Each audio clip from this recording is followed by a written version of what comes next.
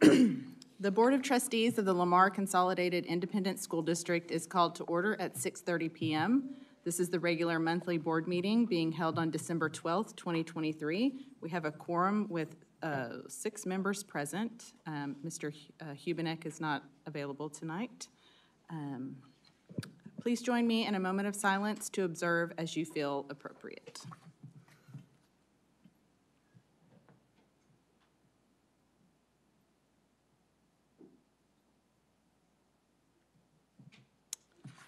Please stand and join me for the Pledge of Allegiance and the pledge to the Texas flag led by 6th grader Evelyn Kent from Roberts Middle School. I pledge allegiance to the flag of the United States of America and to the republic for which it stands, one nation, under God, indivisible, with liberty and justice for all. Honor the Texas flag.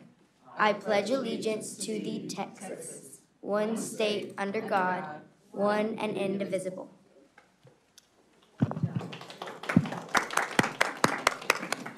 Great job. Dr. Nivens, are there any recognitions or awards this evening? Yes, ma'am, Madam President, we do. Good evening, ladies and gentlemen, Board of Trustees, and the Lamar CISD community. During this holiday season, we are excited to spread some cheer and highlight some individual students and several student organizations that have made us proud. So this evening, we'll begin by spotlighting Grayson Mixon.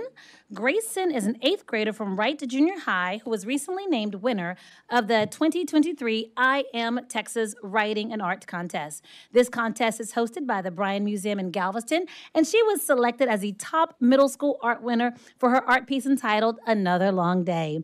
At just 5 years old, Grayson started dabbling in art, and she was influenced by her grandmother, Sarah Benj, who was a former art teacher right here in Lamar CISD at Lamar Consolidated High School. In her free time, she enjoys reading, sports, and playing the piano. Grayson's art will be published in the Historian's Journal, which will become a part of the museum's permanent library collection. Additionally, her art will also be on display at the museum until Sunday, December 31st. Congratulations, Grayson!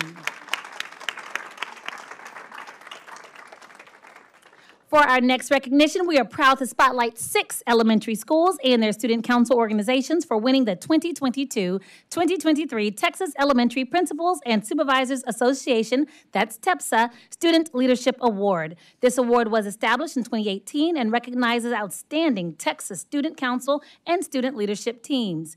From Dickinson Elementary, we have President Braden Wacker and Vice President Maria Bandera. They accept this award on behalf of the 22-23 Student Council and the other current officers, including Secretary Zoe Agen, Treasurers Nora Agen, Garrett Schultz, and Historian Aiden Danikin. Students earn this award with the support of sponsors Catherine Reeves, sponsor Suzanne Lowe, and Principal Shannon Almendarez. If you're here this evening, please join these students for a quick photo. Congratulations to Dickinson Elementary.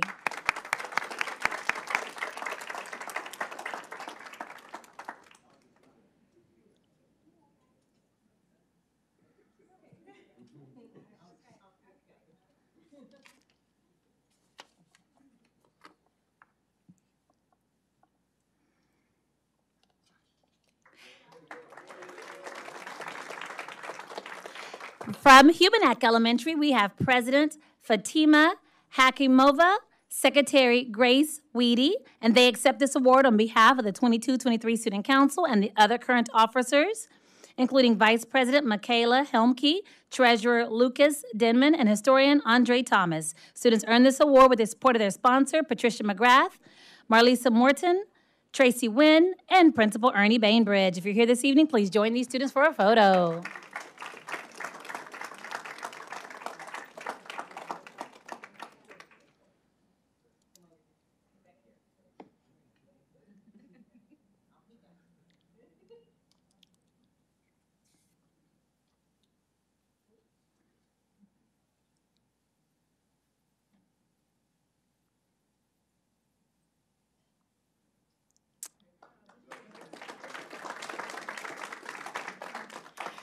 From Lindsay Elementary, we've got President Alex Trulock and Vice President Quinn Lee. They accept this award on behalf of the 22-23 Student Council and the other current officers, including Secretary Ava Alonso. Students earn this award with the support of their sponsor, Cheyenne Clark, and Principal Robin Stover. If you're here this evening, please join these students for a photo.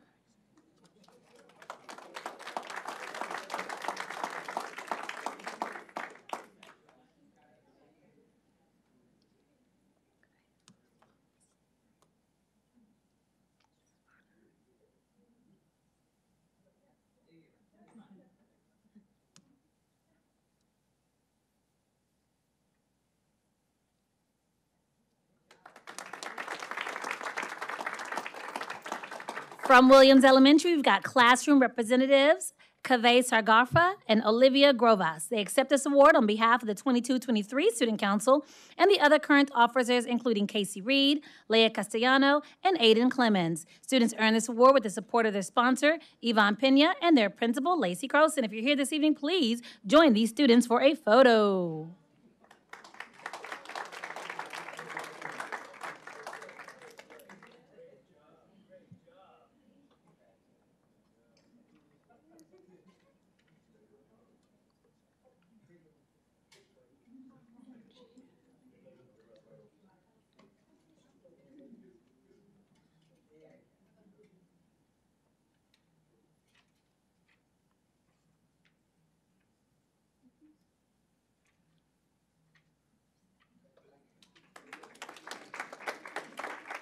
Okay. From Velasquez Elementary, you've got President Alexis Hart and Vice President Tanisha Yamba. They accept this award on behalf of the 22-23 Student Council and the other current officers, including Secretary Heather Joke, Treasurer Lily Chambers, and Historia Gia Fatah. Students earn this award with the support of sponsor Patricia Greenwood and their principal, Dr. Sherry Henry. If you're here this evening, let's do the photo.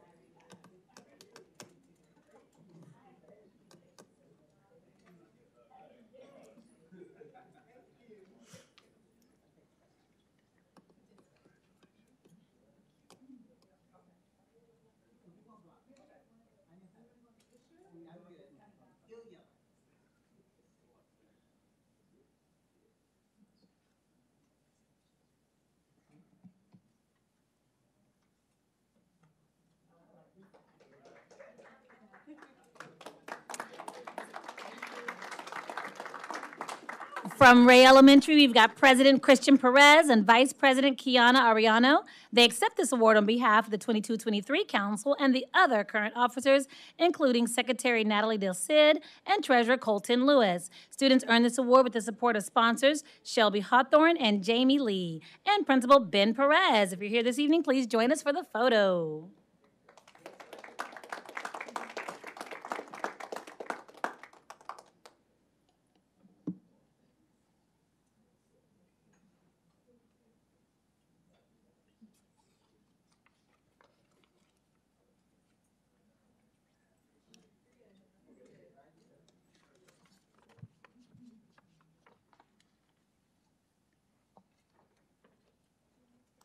And for this next recognition, we're actually going to ask Ray Elementary to remain standing, and we'll invite all the other Student Council officers, if we have anyone in attendance, to join and be recognized. These officers are the winners of the 2023 American Student Council Association Student Council School of Excellence Award, which is a significant honor. In the nation, less than 20 schools were selected to receive this award. Student councils were selected based on their projects in community service, student leadership, citizenship, and school spirit that were completed during the 22-23 school year. Councils were also required to submit letters of recommendation from their school principal and their student council president. A round of applause for all those who received this excellent award. Including President Christian Perez, Vice President Kiana Ariano, Secretary Natalie Del Cid, Treasurer Colton Lewis, sponsors Shelby Hawthorne and Jamie Lee, and the Principal Ben Perez. Congratulations again.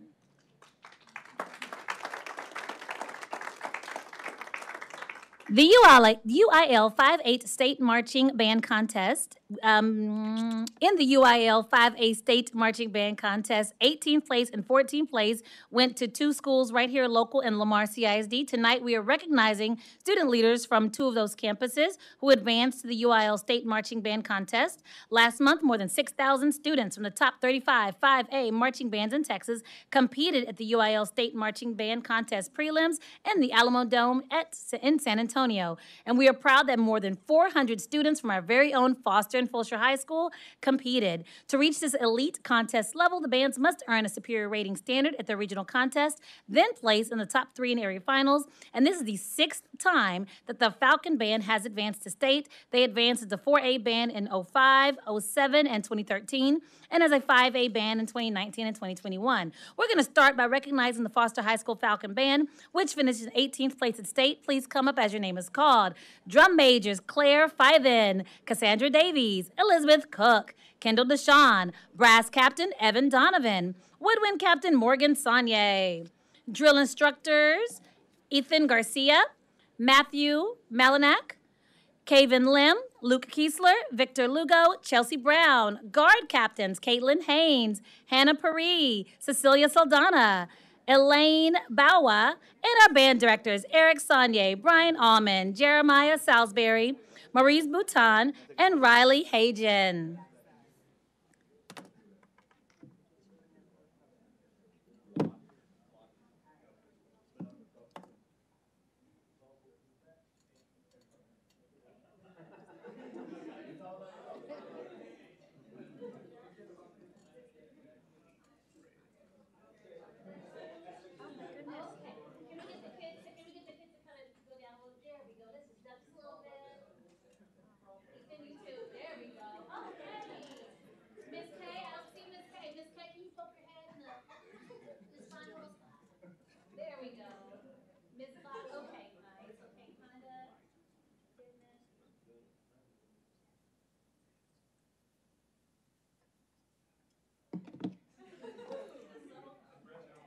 Woo woo!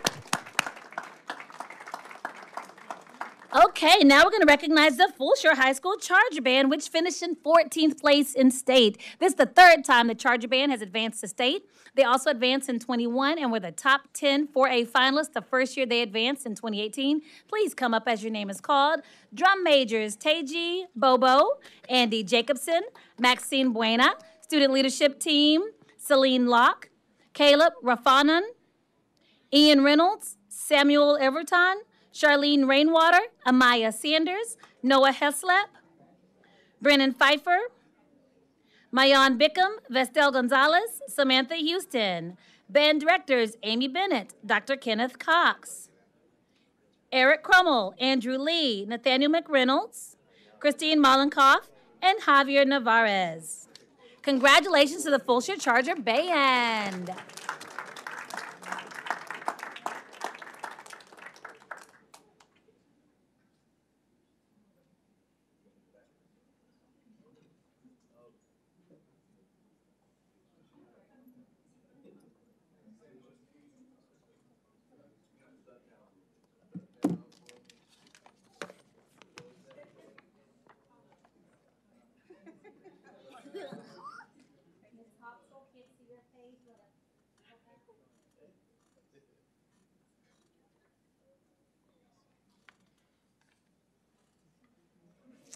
All right. Congratulations, students.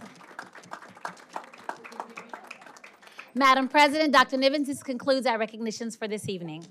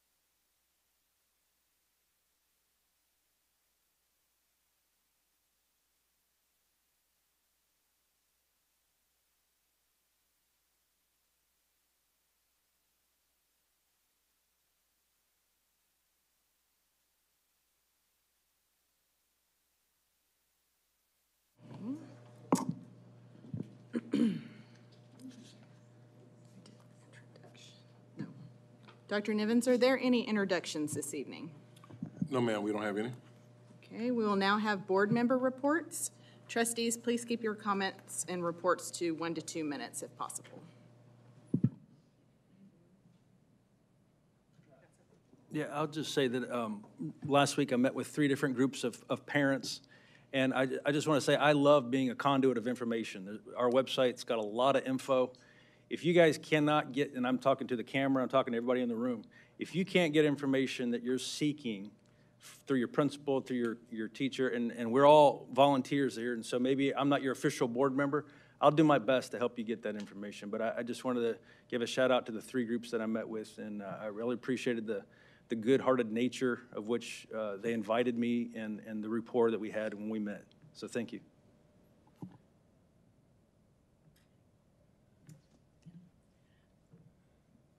There's been so much going on in our district that just makes me smile, between the SPED Winter Wonderland and rolling out our grant train last week and handing out so many grants from LEAF to our teachers. But what I'm going to quickly go over is something that's personally that happened with some organizations I'm in. Last week, the culinary department at George Ranch High School provided the holiday lunch for the Fort Bend County retired educators, which are part of the Retired Teachers of Texas. And it was the teacher, culinary teacher, Julie Walmsley, and of course, Casey Lazar always helps us out. And the students were amazing. The lunch was delicious. Of course, Heather Patterson is gracious hostess of her school, and they brought in some orchestra students to play some Christmas music, and then Jackie was there, and her daughter came and with her choir, did an impromptu, some Christmas songs. And what's nice is there were 50 retired educators in that room of over 30 years of service, and they were so impressed. But what they don't always realize are some of the new programs we have in our district, especially that we have orchestra rooms, and they were delighted to hear that we have so many other programs of fine arts for our students. And then last week also, Jacob Frank, who's the culinary teacher at Lamar Consolidated High School, he and his students provided a reception at the Fort Bend Museum for the docents' opening of their candlelight tour of the Moore home. And his students came in, they prepared the food, they plated it, they served it, they were gracious hosts and hostesses. And it always makes me smile because people were amazed. They go, "These are students from your high school?" And I said, "Yes." And we have even more at some of our other high schools. So I just want to say that, you know, I'm very proud of these culinary departments, and I've been through some of the other culinary departments of some of the other high schools. And I can't wait for us to get that CTE center to see how much more we can do with these students in the future.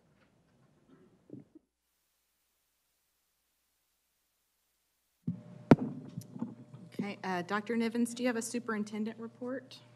Yes, ma'am, we do. I want to wish everyone a happy holiday season, and make sure we tell the staff and students and families, make sure you disconnect and remember the main thing, right? Keep what's important. But also, as I said last night, I really appreciate all the engagement that we have as we go through this leveling and rezoning process. And so I'm gonna issue a challenge, is that the same engagement, you know, is that we have a stadium that we need to repair. And so the same engagement, you know, we need that same engagement from the community when it's time to make sure our students are in a safe environment when they're participating in UIL activities. And so we have a stadium that needs to be repaired, and we lowered the tax rate by almost 10 cents, and the voters still did not approve it. And so you may not know everything that entailed, but it's not a new stadium, it's repairing the old stadium. And so, you know, as the trustees will talk about future bonds, you know, bond elections in the future, distant future. But again, as I have everybody's ear, I just want to put that in your minds that we have a stadium that needs to be repaired that has foundational issues, has bleacher issues, has light issues, turf issues. And so we have students that are performing for parents and families in that facility that needs to be repaired. So I'm just going to challenge everyone to keep that same level of engagement in everything that we do, because all of our students are depending on us to make the right decisions. Ms. Johnson, are there any public comments? There are not any public comments. There is public participation.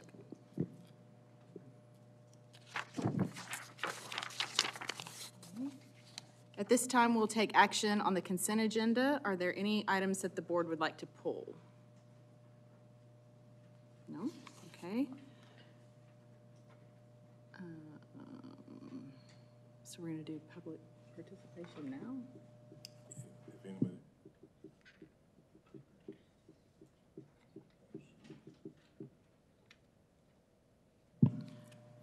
Okay, may I have a motion to approve the current consent agenda?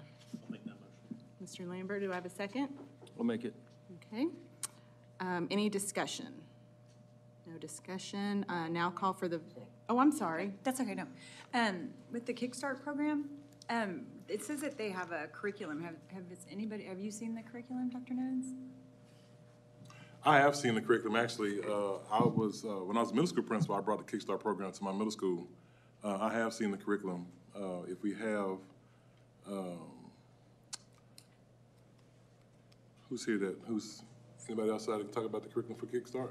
You have a specific question about it? No, I was just wondering if LCISD has looked at the curriculum and approved it. Oh, yes, we We have. had a presentation We have. on it.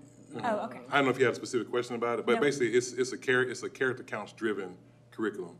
And so, when I was a middle school principal, all my schools as a principal were considered chronically violent. And so I brought Kickstart in, and it really curbed the discipline and behavior issues they had on my campus. So.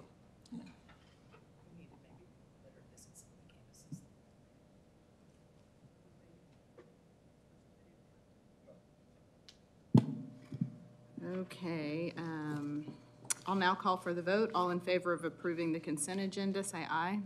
Aye. Any opposed? No? Okay, the motion carries. And we'll now have reports and presentations on the future action items. All right, Madam President, as we talked about last night, we have future action items, and this is for everyone that was not in the room last night. We talk about future action items. Those are items that will be acted on in the future, and so it's really an informational item that we'll talk to the trustees about, that they have a month to think through and talk through and give feedback on. And so I'll turn the microphone over to Ms. Cole-Hamilton.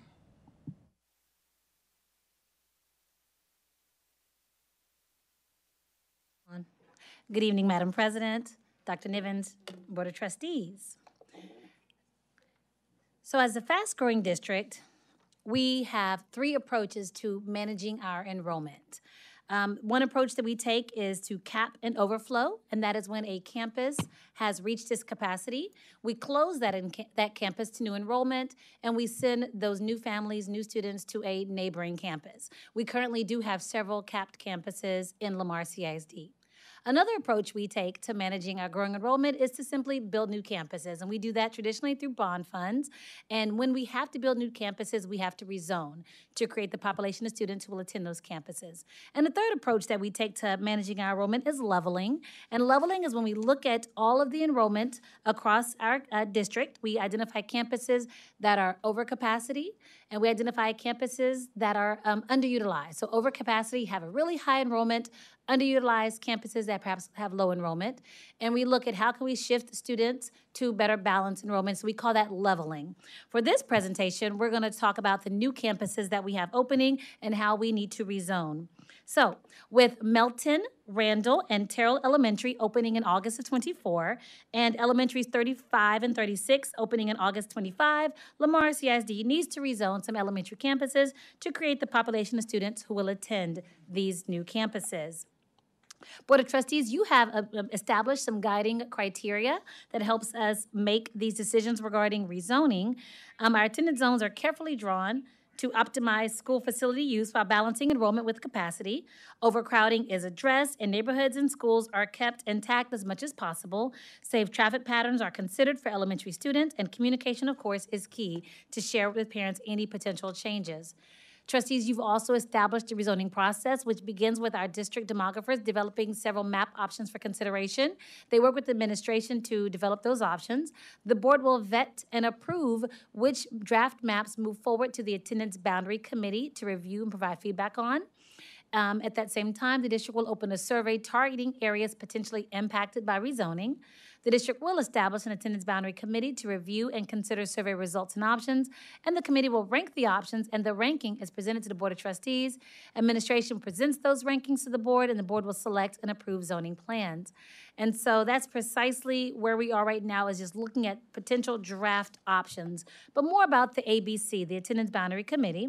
This is the group that is the voice of the people. They will provide the community feedback and parent involvement in this entire process. Membership of the ABC will consist of at least 2 representatives from potentially impacted campuses. And our campus principals select campus representatives. Of course, appropriate central administrators serve as resources when needed, and trustees, if you've got an area impacted by rezoning or leveling, you may appoint up to 2 people to serve on the ABC. In that instance, it should be a parent of a student who is or will be impacted within the next 2 years.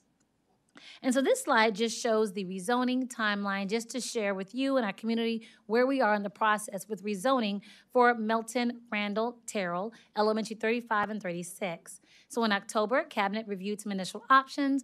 In November, we met with the potentially impacted principals to go over those options and hear feedback. At the November 14th board meeting, we presented this information as a future action item regarding the process, and we shared draft maps at that time. Last night, trustees, you held a board workshop where you further delved into rezoning and leveling.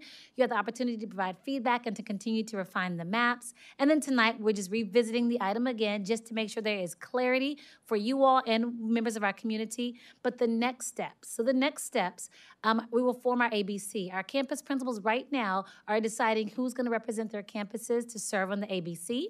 When we come back in January, trustees, we'll bring for you a board action for you to approve the ABC, as well as approve the draft maps that will then move forward for community input.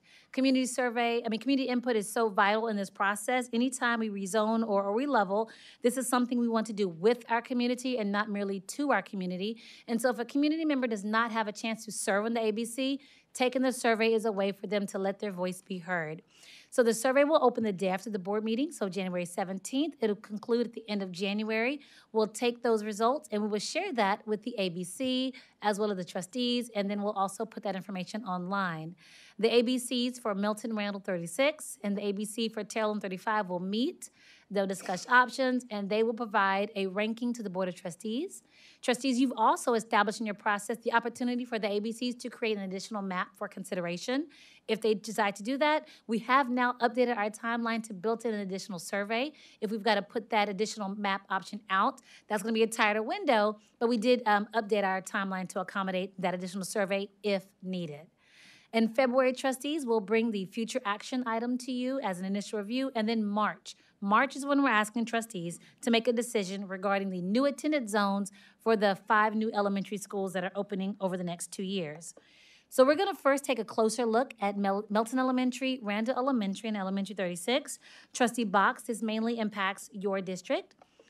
And so when we look at our rezoning projections, first, let's explain the key. The color coding, the red represents campuses that are over capacity. They're over their building capacity and their portable capacity. We need a decision. The orange represents campuses that are over their building capacity and they're currently using portables, and the blue represents campuses that are underutilized or they have lower enrollment. The bottom chart shows what our elementary schools will look like if we do nothing. And so opening Melton, Randall, and 36 will potentially impact Huggins Elementary, Lindsay Elementary, and Tamron Elementary. And so if we do nothing, those schools are severely in the red for the next few years. Therefore, a decision point is needed this evening, and that's precisely why we build new schools. Just one more note as we review data this evening, data points are projections, and therefore they are subject to change based on enrollment or the latest data. At this time, I'm going to bring up my colleague, Mr. Greg Buchanan, to walk us through some draft options for consideration for the Melton, Randall, and Elementary 36 area. Good evening, Board Trustees and Dr. Nivens. Tonight we want to go forth in detail the map and the map options that we have for this area. This is our current attendance zone. Due to feedback that we got from the Board of Trustees, we've added neighborhoods labels on all our maps now to better identify what neighborhoods are impacted in which options. So this is option 1 for the fall of '24. So if you'll look at Melton Elementary, which is up in the northern section of the district, what we did was we split the Lindsay attendance zone down Texas Heritage Parkway. So Young Ranch west of Texas Heritage Parkway would go to Melton Elementary, along with the southern section of Willow Creek Farms. And then the west section of Jordan Ranch would go to Melton Elementary School.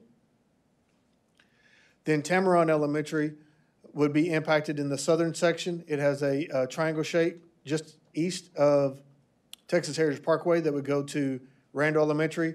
There is a section of Tamaron's neighborhood that is west of Texas Heritage Parkway that would go to Viola Randall Elementary School.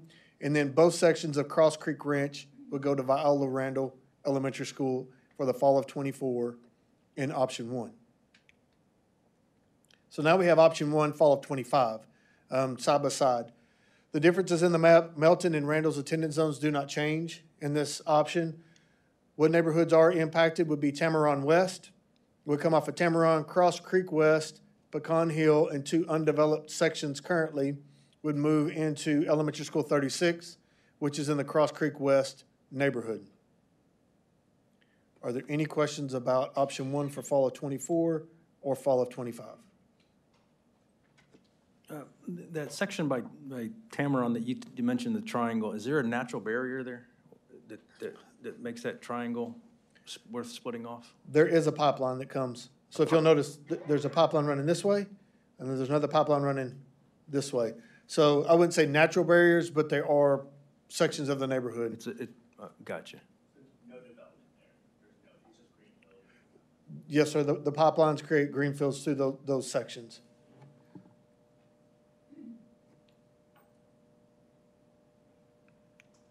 Okay, option 2 for the fall of '24. So the differences that we have is the Melton attendance zone. This section adjacent to Texas Heritage Parkway, just west of Tamaron, is currently undeveloped. So in this option, it would come off of Melton and continue to stay onto Tamaron. Other than that, the Melton attendance zone is the same as in option 1. Option 2 for Viola Randall Elementary School would be the triangle just east. In the southern east section of Tamaron would shift into Viola Randall Elementary School, but then the Tamaron section that is west of Texas Heritage Parkway would stay at Tamaron for the fall of '24. And the reason for that is when you look at the fall of '25, that west section of Tamaron, west of Texas Heritage Parkway, would go into Elementary School 36, along with Tamaron West and Cross Creek West. And then the Pecan Hill neighborhood would continue to stay at Huggins Elementary School.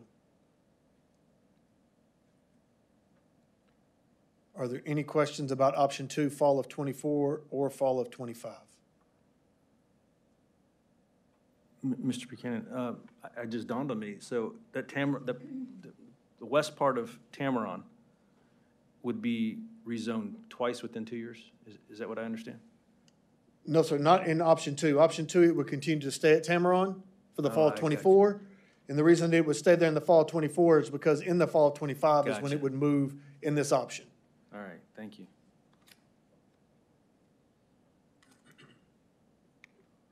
So option 3 for the fall of '24.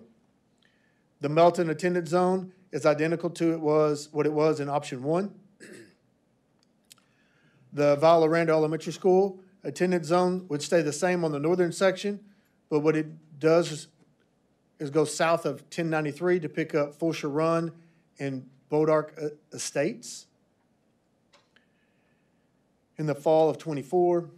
And then in the fall of '25, Cross Creek Elementary School 36 will pick up Cross Creek West, Tamaron West, and the 2 sections east and west of FM 359. Are there any questions about option 3, fall of '24 and fall of '25? Yeah, so just there, just north of 1093, where it says Huggins, that actually really is a large tract of Roberts and the high school right there. So our current secondary zone would sit Right. currently right here? Right. And so just to the right of that, I've heard that there might be apartments coming up by the library. There are, they have went through the zoning for the city of Fulshire to put apartments in there currently. Our projections do taking that into account. Right now, our current apartment yield is 0.35 across the district, and our single housing is 0.55. So we get less students per apartment unit than we do per single family house. But our projections in this model based on that, that's why if you notice some of these, for instance, if you will look at even elementary school 36, it jumps 300 kids from fall of 25 to fall of 26. And that's mainly our single housing within that option. Vala Randall, even in option 1, where Melton, Randall, and 36 would start out in the blue, you see very quickly 35 would get up and be capped again. So this area continued to rapidly grow. And we will have more elementary schools in this area after these. So you're saying you don't think that, I guess in the other options that it does, if they do build apartments by the library, they would be zoned to Huggins? Yes, ma'am. In option 1, they would be. Option 2, they would be. And in option 3, they would not. But again, the ABC has the parameters to create a 4th option if they choose to, and we can move those around as well.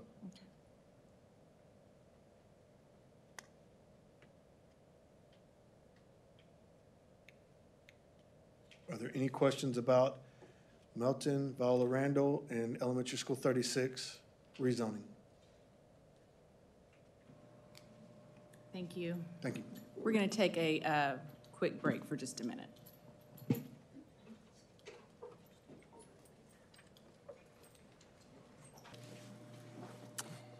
Okay, this is the time in the meeting where the public has the opportunity to participate. So I am going to read this.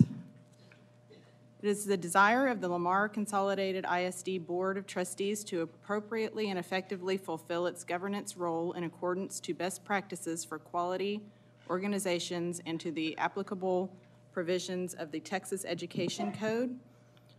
Oh, this is long. Trustees also desire to afford an opportunity for input from the public. Members of the community who wish to address the board must have completed a public participation public comment card and submitted it before the presiding officer called the meeting to order. Read it all this? Okay. Public participation versus public comment. Public participation allows individuals to address the board regarding posted agenda items. Public comments allows individuals to address the board regarding non-agenda items. Trustees may not respond to public comments as they are prohibited by law from discussing or deciding any subject that is not on the board's publicly noticed agenda. All patrons desiring to speak and who have completed the public participation public comment form will be heard during the public comment or public participation portion of the meeting before final board action is taken on an agenda topic. While speakers generally have 5 minutes to address the board, the presiding officer may establish an overall time limit for public participation and public comment and adjust the time allotted to each speaker when necessary to accommodate a large number of speakers. However, no speaker shall be given less than 1 minute. All of this is in compliance with HB 2840. Each speaker tonight will have 1 minute. If 2 or more individuals are speaking on the same topic, the district has strongly encouraged speakers to consolidate their comments to allow for more time on that topic. Each speaker must address the board from the provided podium unless special accommodations have been requested and approved. Speakers are to present their remarks to the board and not to the audience. Speakers having complaints against individual district employees or trustees may only address the board after filing a complaint form and in the manner provided for in board policy DGBA employee complaints, FNG student and parent complaints, GF public complaints. The presiding officer or designee shall determine whether a speaker has filed a complaint according to policy. Any speakers who complain of an individual district employee or trustee during public participation, public comment will be directed by the presiding officer to stop addressing the board and will refer the speaker to the appropriate complainant policy. School board meetings are meetings held in public, but are not public meetings. While the board values hearing from members of the public, Trustees will not answer questions or respond to comments from patrons. Speakers will not engage in dialogue with the trustees. Please state your name when you come forward. Our first speaker is Tian Stephen.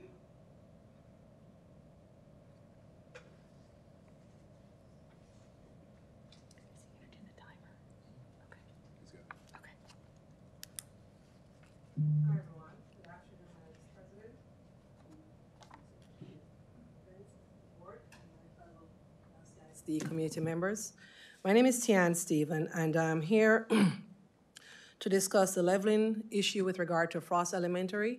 I am a member of the Kingdom Heights community, and one of the things that I want to discuss, first of all, is that in deciding leveling, I think that we should be considering— Ma'am, I'm sorry.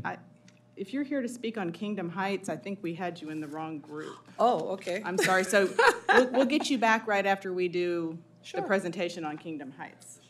So those are both Kingdom Heights. The other one, maybe she gave us the wrong ones.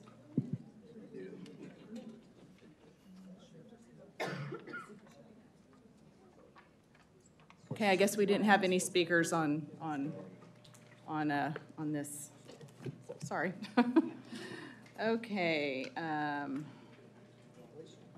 yeah, so.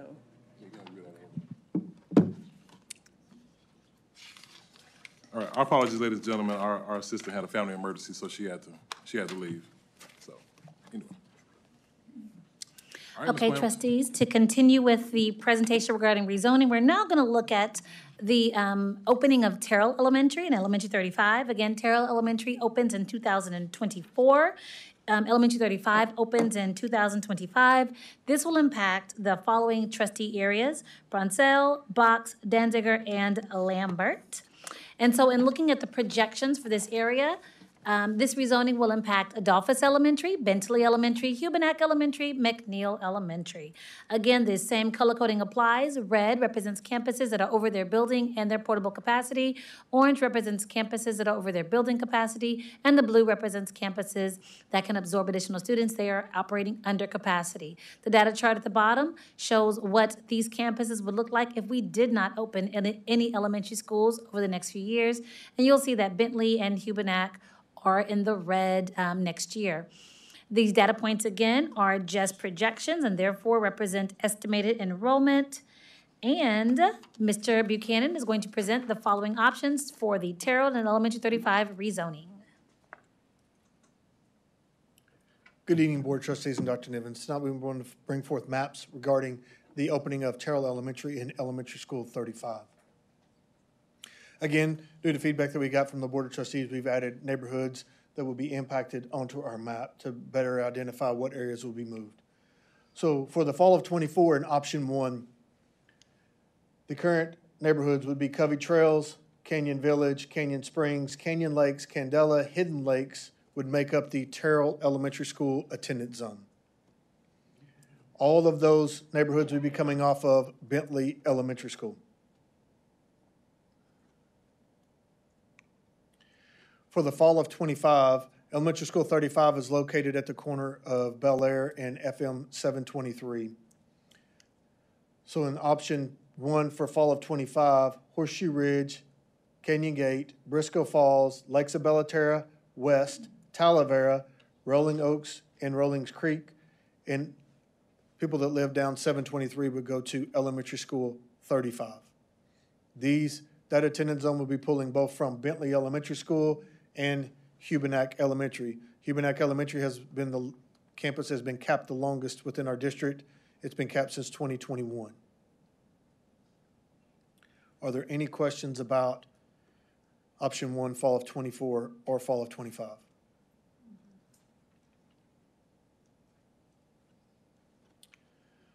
So as we were looking at this, not getting Bentley any relief really till the fall of '25 when Elementary School 35 opened up, we created option 2. Again, for the fall of '24, the same neighborhoods would make up Terrell Elementary School. We tried to insert any of those neighborhoods just east of that into that Terrell Elementary School attendance zone. When we did, the campus got up to about 900 students and it would be open capped. So we would have to not only move some of those students out, but what we're trying to do is get Humanak some relief. So Lost Creek would come off of, in this option, come off of Adolphus Elementary School and go to McNeil. Allure District Park West, which is apartment complex, would go into McNeil. And then the estates at Parkway Lake would go into McNeil Elementary. I would point out on this, trustees, also, Elementary School 37 will open in the fall of 26. So these neighborhoods could be impacted, have the possibility to possibly be impacted 2 years from now when we rezone for that elementary school opening. In the fall of 25 for option 2, again, the move of those neighborhoods into McNeil do not change. Terrell's attendance zone does not change. Elementary School 35, again, takes in the Lakes of Belterra West, Talavera, Horseshoe Ridge, Canyon Gates, Briscoe Falls, Rolling Oaks, Rolling Creek. On this option, we extended it all the way down to 723, right before you get to the 359 corridor. The reason being is because those students have to go down and go around the intersection and through the intersection of 723 and 359. In this option, they would just head north only into Elementary School 35. That was the reasoning behind extending that down that corridor. Are there any questions about option 2, fall of 24 or fall of 25? So our third option, again, was trying to relieve Hubernack Elementary School. The Adolphus attendance zone in this option does not change. The two sections of the apartment complex and the estates at Parkway Lakes will continue to go McNeil, along with the meadow at Parkway Lakes and the Grand Meadow at Parkway Lakes would shift into McNeil Elementary School. Again, the Terrell attendance zone will continue to stay the same in all three options. But in the fall of 25, in option 3, those neighborhoods that we discussed earlier would continue to go into Elementary School 35, and we do not go as far south on FM 723 for the Elementary School 35 attendance zone. Are there any questions about option 3, fall of 24 or fall of 25? Not about specifically option 3, but is there anything else in your presentation for this part of the district? No, sir. Okay, so this is a question we've all gotten a lot by email, and I want to ask it to have you address it officially. Jackson Elementary notwithstanding, Kingdom Heights. If we pulled Kingdom Heights out of Frost, is there room for the remaining of the 2020s to put Kingdom Heights at Bentley Elementary? So when we pulled that data last night, it put them at a little over 1,100 students just at Bentley Elementary School for the fall of 24, and then the fall of 25, Bentley would be capped. So they would be able to go 1 year without being capped, and then everyone within both the Bentley attendance zone and both Kingdom Heights would have to be overflowed to another campus, which currently we're looking at possibly Jackson or Jane Long being that overflow campus currently for Bentley if it gets close enough now. So what you're saying is Bentley Elementary is not an option to keep all the students inside the building at Bentley Elementary without capping it within 2 years? That's correct, and it wouldn't be just the building. So when we talk about them being able to go into it and then possibly being capped, that's with 20 portable classrooms and the building itself. So Bentley Elementary currently has more portable classrooms than any other campus within our district. It's at Bentley Elementary School, and they have 20 elementary school classrooms. And that's taking into account 35, elementary 35, 36, all these others that are going to That's correct. be opening. Yes, sir. Okay. Is there an option, is there any scenario where Kingdom Heights, once 35 opens, can go to 35? Because their numbers are pretty low to open with. I can pull that data and look. You want to flip over and we'll. 35 is 723 in Bel Air. So it's gonna past Bentley, but it's probably, I don't know for sure, comparable time-wise, Frost to 35. It's going to sit on the campus of Tomas High School. It would obviously still be a problem next year for 24. Yeah, for, Well, if that was done, okay. it would have to open with portables too, I think. I'm just because- trying to No, yeah, I understand. I'm just saying, with the Kingdom Heights being 3-something, it would have to open with portables, because it would already be over the 854 if you add it. If you added, let's see, 612 plus 333, probably more than that at that point. I mean, but again, you have the fact that Jackson would then still be under capacity majorly.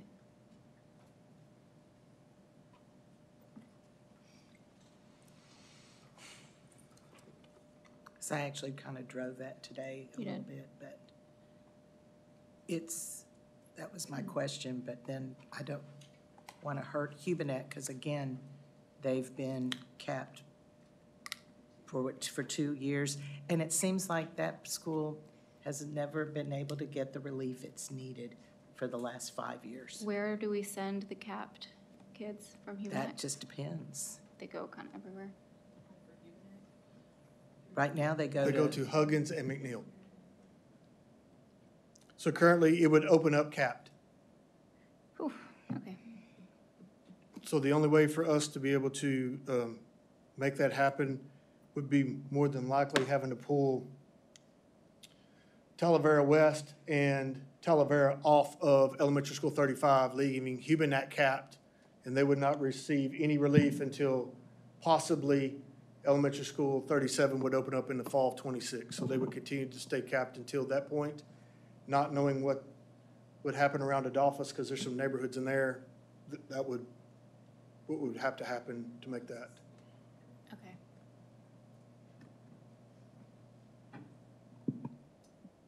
So elementary 35 would open capped, Hubanak would not get relief, Jackson would be underutilized. Do I have that right? That is correct. Yes, sir. So when we would cap those at 35, the closest elementary school that would be Jackson or Jane Long or Travis. Because currently, right now, Tamaron Elementary School is going to Jackson right now. That's right. And that's why their numbers are elevated. So they have 401 students at Jackson, and the reason that number is elevated is because there's so many Tamaron students attending Jackson Elementary. And so then Frost would still be overcrowded next year because we would make no movement. I mean, I just want the public to know that we are really trying every viable option to look at, and we just don't have, I don't know. Yes, ma'am, because if this was an option, that neighborhood wouldn't move until the fall of 25.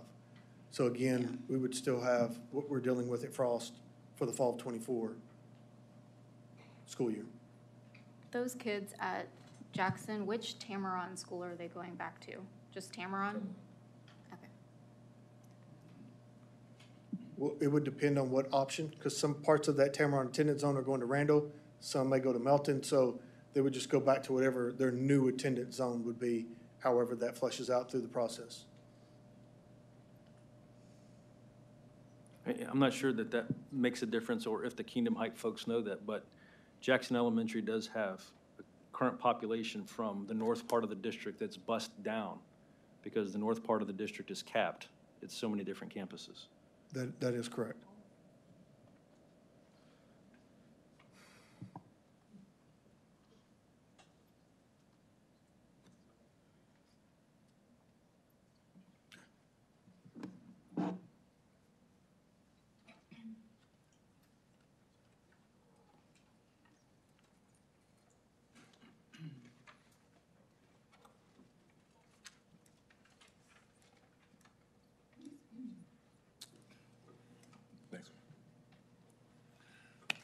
All right, trustees, so now we'll talk about 9B. We'll talk about the leveling process. First, we'll do the central section of our school system.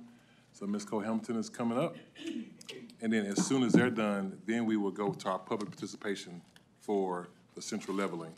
And then we'll go to our southeast presentation, and then we'll do our public participation for the southeast presentation. Thank you, Dr. Nivens. So trustees, as we established in the previous presentation, we have 3 approaches to enrollment management. This presentation will center on leveling. And again, leveling is when we look at the enrollment across some campuses. We identify campuses that have high enrollment and are over capacity. We look at campuses that have low enrollment and perhaps are underutilizing their facility. And we see what decision points we have to better balance enrollment. That's where we come up with the term leveling. The guiding objectives and the process for leveling mirrors what we do for rezoning.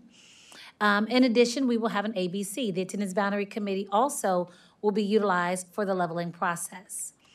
On the slide now is an updated version of the leveling timeline. Trustees, you have expressed the desire to have, should the ABC create an additional option, that option goes out for feedback, and so we've built in another survey window for leveling. What I did not say earlier, trustees, is that rezoning has to happen. We're building campuses, we've got to create the population of students who attend. Leveling is optional, and it definitely is a decision point. And while you certainly will decide on maps for both, we've prioritized rezoning, and so those ABCs will occur in the early part of February, and the leveling ABCs will occur mid to end February. So let's take a look at the leveling plans for Central Lamar CISD.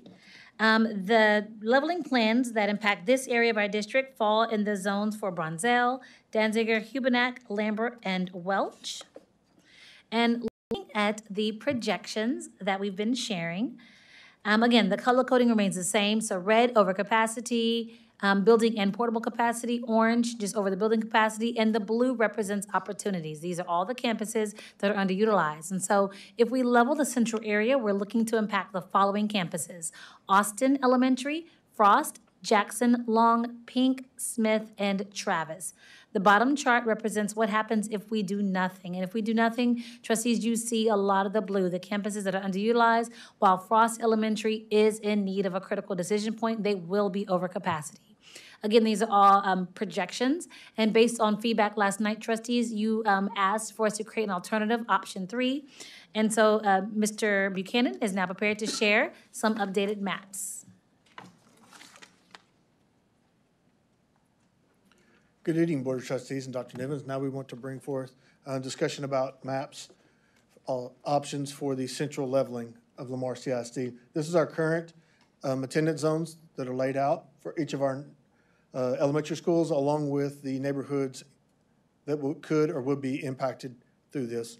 Our option 1, so Frost Elementary is in purple, so that's the elementary school that we were looking that goes into the red that will could be capped in the near future. So the closest 2 neighborhoods that we had on the south borders would be Pecan Lakes and Kingdom Heights. In this option, Pecan Lakes would go into Austin Elementary School. To make room for Pecan Lakes, River's Edge would come out of Austin Elementary School and into Jane Long. In this section, the southern section of Kingdom Heights would go down into Jackson. To make room for those students, Riverside Terrace in 4 sections that is downtown Rosenberg would shift south into Travis Elementary School. The other changes would be Smith Elementary, the Bronny Square Apartments, and the Briarstone Apartments. Currently, in this map, you see is going to Jane Long. In this, it just takes those apartments and shifts them into Smith Elementary School. And the other areas that would be impacted in option 1 would be Riverswood Village. Currently, Riverswood Village goes to Jane Long. In this option, it would go to Pink Elementary School. One of the reasons for this shift is to add students not only to Pink, but that neighborhood is sandwiched between the railroad tracks and the Brazos River. So right now, we have to continue to go back and forth across the railroad tracks to Jane Long. And as anybody knows, through Rosenberg, sometimes that can be a challenge to be able to get across those railroad tracks because of the train traffic. There is a road that you can get from Riverswood Village back up to Pink Elementary School and back down to that neighborhood. Are there any questions about option 1? Option 2. Option 2 has a few modifications. Pecan Lakes will continue to go to Austin Elementary School, but in this option, River's Edge would go into Pink Elementary School. Riverswood Village would continue to stay at Jane Long. The 2 apartment complexes would go to Smith Elementary School.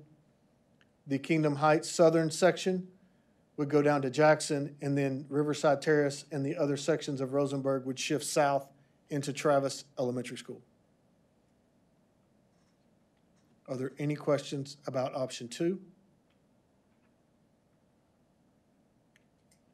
This was the option that got replaced from last night. So this is our new option 3. The new option 3, Pecan Lakes would continue to stay at Frost Elementary School. We're able to leave that neighborhood into Frost because now the entire neighborhood of Kingdom Heights shifts down into Jackson Elementary. That's what allows that neighborhood to continue to stay at Frost. The Austin Elementary School attendance zone in option 3 has no changes to it at all. The only change to Jane Long would be the Riverswood Village would shift into Pink Elementary School. And then Riverside Terrace, along with the 4 sections of downtown Rosenberg, shift out of Jackson Elementary School into Travis Elementary School. Are there any questions about the revised option 3? Revised option 3, does that have the least number of students moving compared to the current map? I would not say the least number of students, I would say the least number of neighborhoods. Least number of neighborhoods. That's correct, because when you look at Frost, you have to get a certain number of students off of Frost. Gotcha. So because of that, you have to move students of that quantity as you move through it. So in this section, the impacted neighborhoods would be Riverswood Village, Kingdom Heights, Riverside Terrace, and again, the 4 sections of downtown Rosenberg. Those would be the impacted areas that would be moved in this option. That's correct.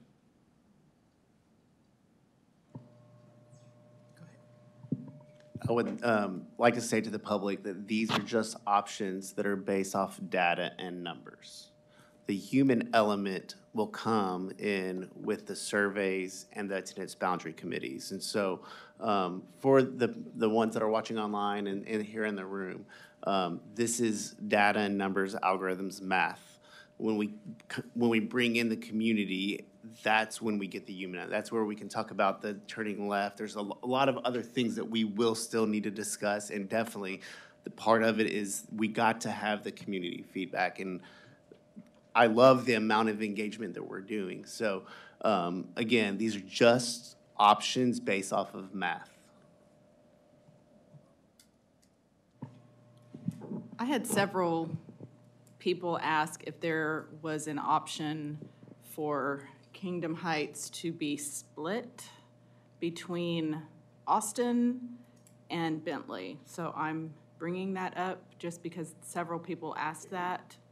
So I think it just, yeah. So I'm just bringing it up as a question that was asked by several residents of Kingdom Heights. I mean, I don't know that it even. You want him to work it out now?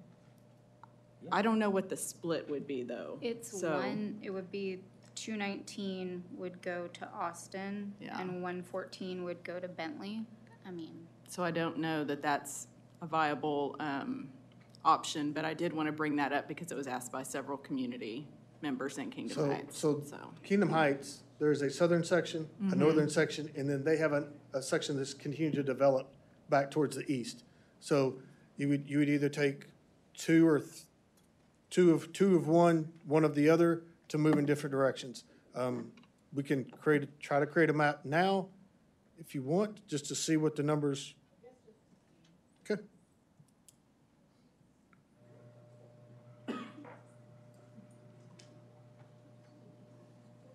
And while he's doing that, a note for that the ABC will have an option to create a map as well if the ones presented are not appeasing to the ABC.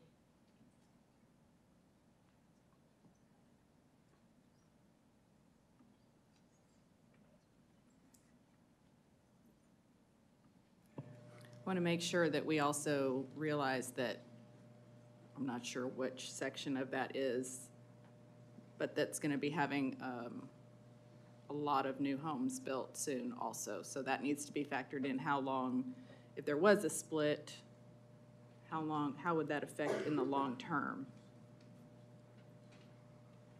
Because they're anticipating Seven. 500, oh, I heard 700, but it might be 500. I'm not sure.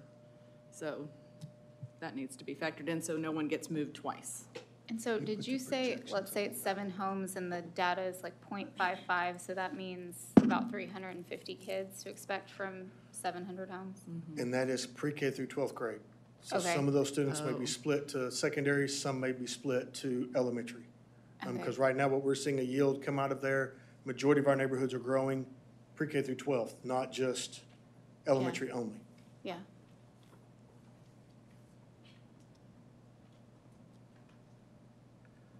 So in this section, if you will look at Austin Elementary, they have a capacity with portables of 713. Highlight for me. Well, it's, I don't know if you can highlight. Can you go back to the? Oh, yeah. Go ahead. You good, you good. So currently, Austin Elementary has a 713 maximum capacity with portables. So when you look at this, just moving the southern section to Kingdom Heights, they're at 753. So they would be capped just with the one section of Kingdom Heights going into Austin Elementary School. And I'm sorry, did you say that was with or without portables? That is with 4 classrooms. And that's Austin, okay. That's correct. So even the one section for that first year, it would put Austin over capacity. So for us to be able to do that, we would have to take another neighborhood out of Austin Elementary School and shift them someplace else. Okay. Okay, thank you.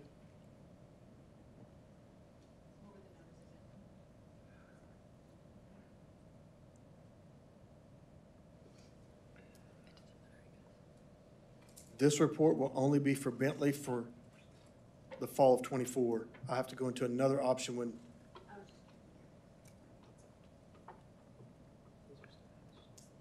$828 for the fall of '24.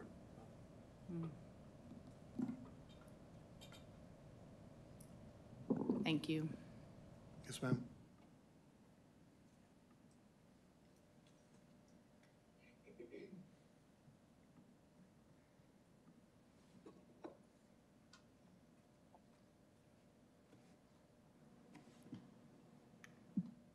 Are there Any other any questions? additional questions? Well, I just want to say, if we are gonna, I mean, we're moving forward with these 3 maps, and in every scenario, we really do have to have a serious discussion about the traffic light, and that has to be a solution. And then a lot of emails today talking about childcare.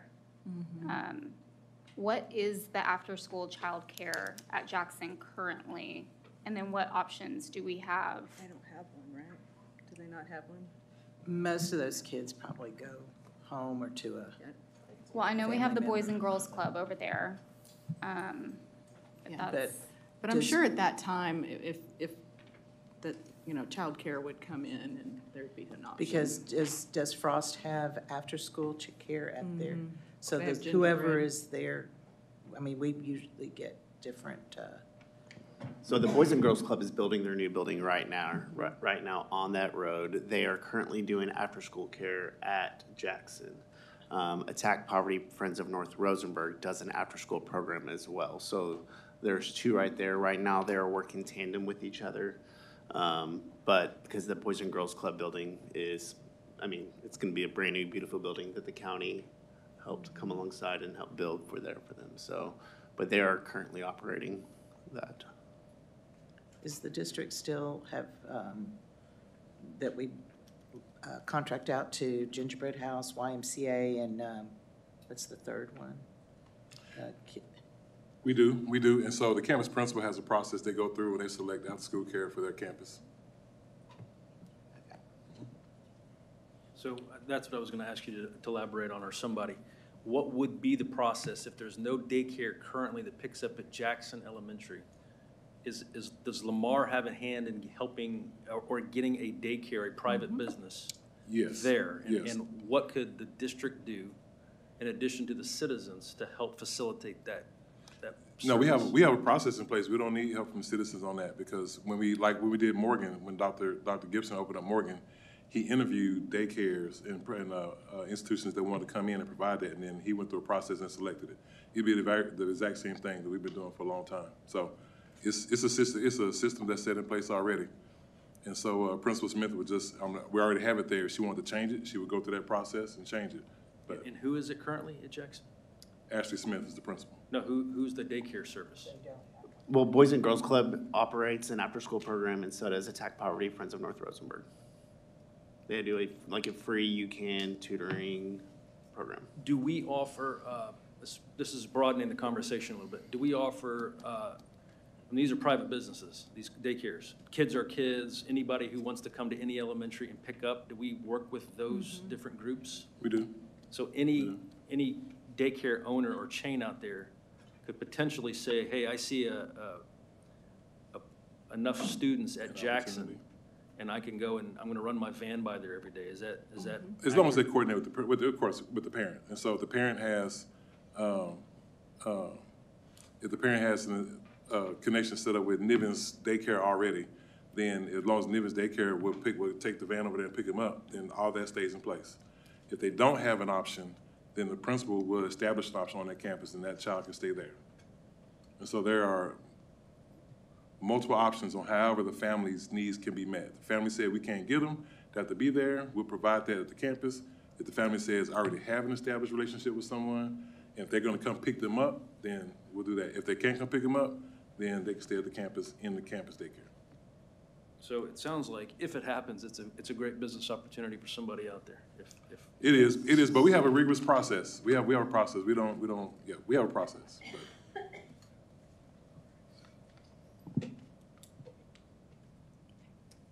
Okay. All right, so we will start public participation at this time. No, I don't have to read that again, do I? No. Okay, so everyone's gonna have 1 minute. And now Ms. Tian Stephen can come up. So sorry about that.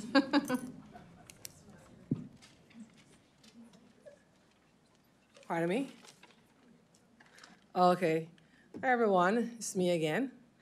I'm here to discuss a leveling decision with regard to Frost Elementary. In deciding leveling, it should be apples to apples. Therefore, rank A should be leveled to another rank A school. I thank the board member yesterday who diagnosed some of the challenges at Jackson Elementary. You stated that there is no PTO, there's a high language barrier issue among the student body, and there's low parent academic engagement due to language barriers. These challenges are not solved by a population influx. These are challenges that require some money from the LCISD district for specialized teachers and resources. There has been no guarantees or promises from LCISD for increased funding to address these challenges. My suggestion is that either the entire Kingdom Heights community remains zoned to Frost Elementary, or that there is a split type of zoning where there is half of the community is going to Frost and another half is going to Bentley. Thank you. Thank you. Our next speaker is Laliz Carew.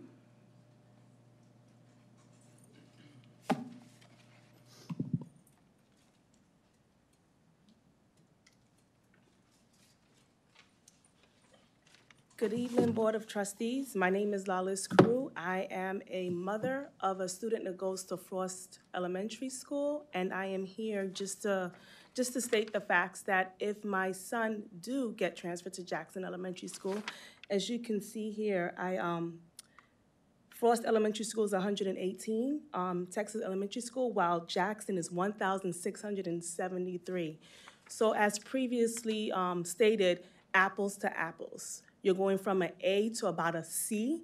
So how is that helping my child or any kids in Kingdom Heights? I moved all the way from the Bronx to come here to Kingdom Heights. It was sold to me that great school, no issues, and within a year being here, my son eventually will have to move to Jackson. And that's a big downgrade. So as the lady stated, what resources are we gonna have in Jackson to help elevate our kids? Because it looks like we're going to Jackson. That's the way it's looking from all the maps shown. So that's my issue.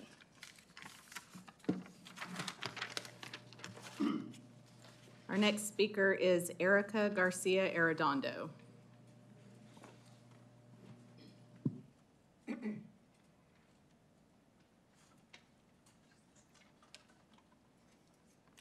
Hello, my name is Erica Garcia Arredondo, and I live in Pecan Lakes, and I have a second grader in Frost Elementary. I am all in favor of the newly drawn map that keeps Pecan Lakes at Frost. This new option is the most logical option and best option for everyone.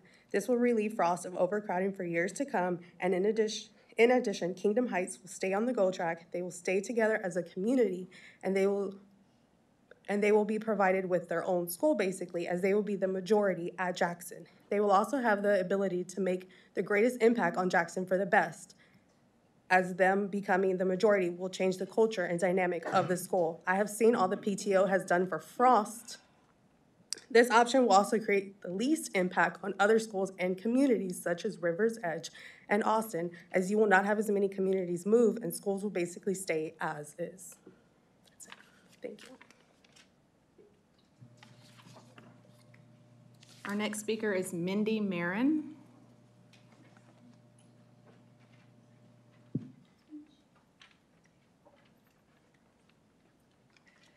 All right. Good evening. My name is Mindy Marin. Thank you for giving me the opportunity to speak tonight. I would also like to give a huge thanks to Ms. Hotzel for revising the option 3 that was presented yesterday to keep Pecan Lakes and the acreage homes along 359 at Frost. I live in Pecan Lakes. I come to you with the data we have collected in a short amount of time from going door to door because we were that small of a community.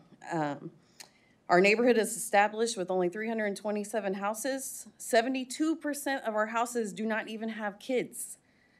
Next year, we will have about 54 kids at Frost. Our number is too small to make a difference to relieve Frost. That is only 1 to 2 students per class. And it wouldn't make sense to take River's Edge with 181 students or Rio Vista with 159 students out of Austin and put our children there.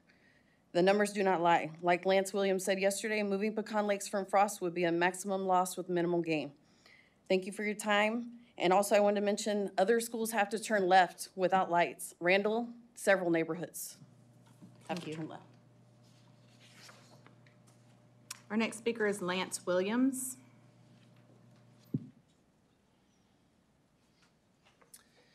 Thank you again for the opportunity to come and address you. As I said yesterday, I've been designated by Pecan Lakes to address you here, even briefer than yesterday. I just want to ask you to reconsider labeling option 3. There are Facebook groups out there that say no to option 3, and I think the new option 3 is just going to confuse people. And so I don't know what that new labeling option might be, but going down the road, I'm just a little concerned as an advocate of that option that there's going to be some confusion. So maybe it's A, B, or C. I don't know what another option might be. The other thing that I would ask is, and just piggybacking on my neighbor, Mindy, there's currently 1,075 students at Frost. If you take out the 53 for next year, or even if you go 71, 1,075 minus 71 is still 1,000. And so if you approximate the two, there's no difference when you remove us. It's still the same campus with still the same issues. And so we would respectfully request to stay. Thank you. Our next speaker is Jeffrey Aldred.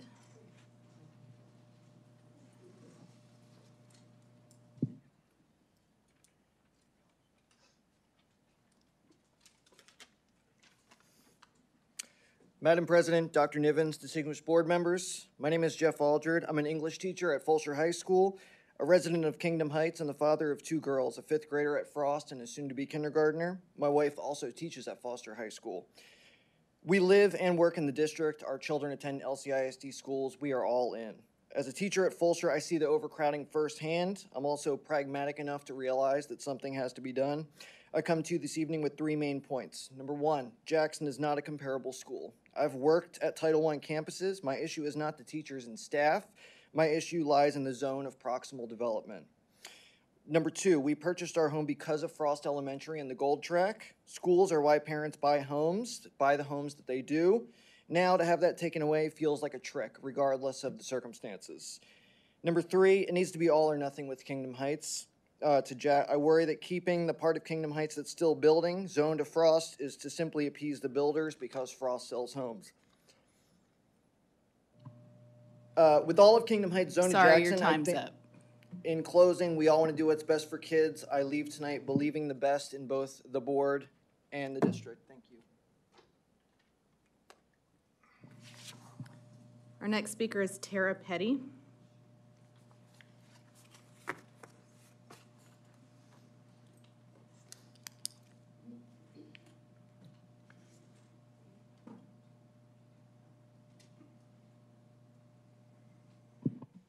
Hello, my name is Tara Petty.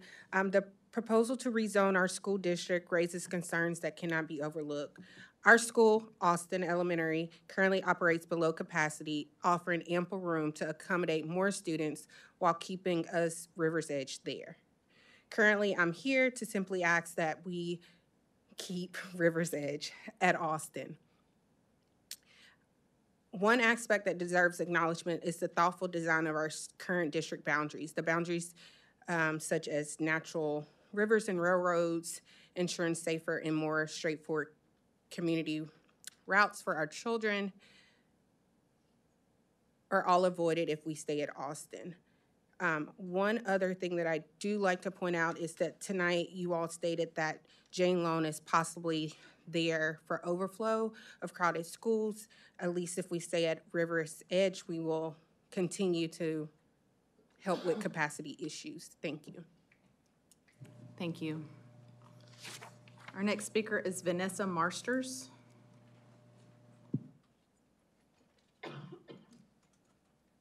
Good evening, board. We come to you again from River's Edge with another idea, a proposal. We spent the day trying to find solutions for Kingdom Heights, solutions that to the issues that you even raised tonight. There is actually a new daycare opening that is closer than the Kids Are Kids, currently attended by Kingdom Heights. It's a 7-mile distance versus a 9-mile distance with a March opening, and they are busing to Frost. They are busing to Jackson. We contacted Jackson. There are 3 daycare centers that currently bus from Jackson. So there's 3 options. We have emailed Commissioner Morales requesting a stoplight to be added to the 723 and Kingdom Heights intersection. In addition, we have started a petition for that effort. Thank you very much. Thank you. Our next speaker is Chris Deal. Yeah, you got it. Thank you all again. I appreciate your time. In regards to the gentleman's statement earlier about the Kingdom Heights all or nothing, I completely agree with that being in River's Edge. A statement was made earlier also about not being moved twice. The options 1 and 2 they're being proposed would move us twice. We have been at Frost originally, now to Austin. It would move us to Long or to Pink. So that would be 2 moves. So we're in a complete agreement about Kingdom Heights being in Jackson and it being all or nothing. Regarding the safety concerns for 723, I know we have police officers in front of our school morning and night. So it would be, I don't know how difficult it would be, but that could be an option to put police officers out there until a light is established. And I know that we have tried getting a petition going where we can get a light in there as soon as possible. I know you had brought that up earlier, that that's going to be a big concern, but that's something that we've also been trying to do to help Kingdom Heights as well. Thank you. Thank you. Next speaker is Glenn Fisher.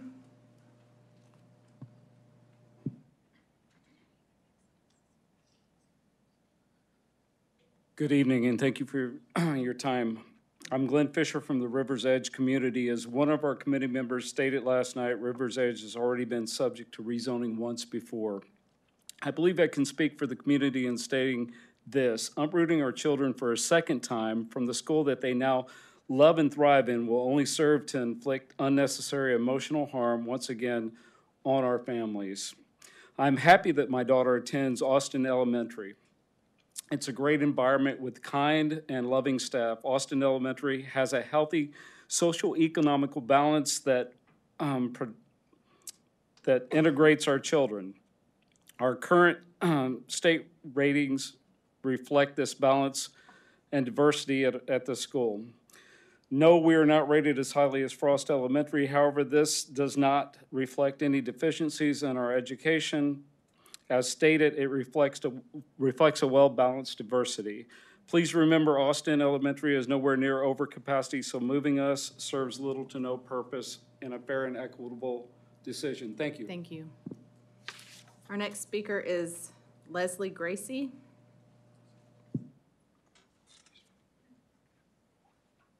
Hi, again, I'm Leslie Gracia, and I'm here again to talk on behalf of Kingdom Heights. Despite everything we've shared, Kingdom Heights bears the disproportionate weight of the negative impact, and it's our 333 children who will pay the price. We should not bear the burden with we should not be burdened with the responsibility to resurrect a struggling school. By far, Kingdom Heights has the most challenges to face regarding safe transportation, equitable after and before school care, and educational opportunities. Here is my plea. We're not asking for special treatment. We're asking for fairness. We're not going to be able to choose our daycares. It's not just for our elementary school kids. I called the daycares that were mentioned, 3, and the reports are not comparable to what we have right now. We're asking for fairness. That's all we're asking. Thank you. Thank you. Next speaker is Brooke Griffith.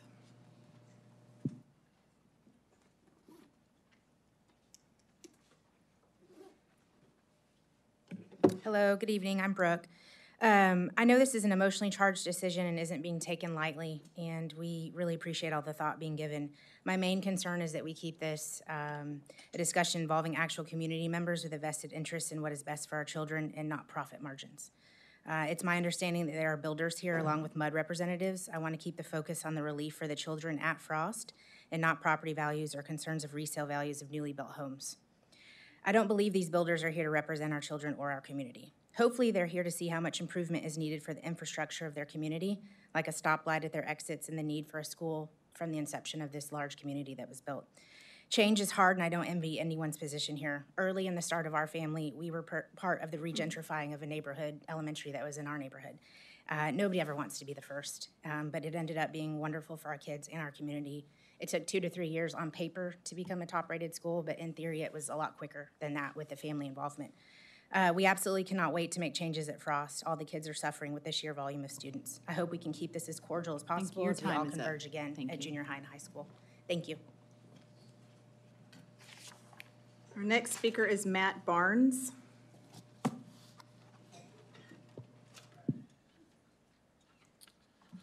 Good evening. Much of what I've heard last night and over the past week since elementary option 3 dropped was a them, not us posturing. I'd like to commend my fellow residents for advocating for our children rather than advocating against others.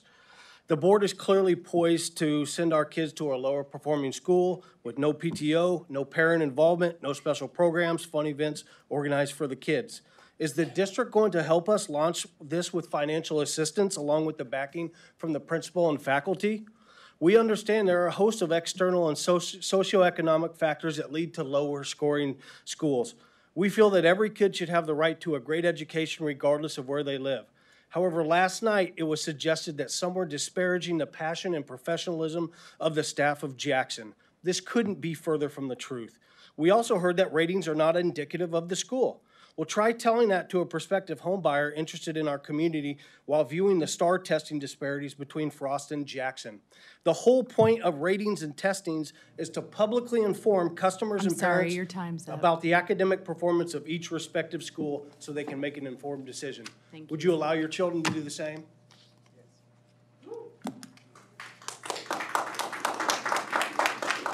Our next speaker is Melody Wang.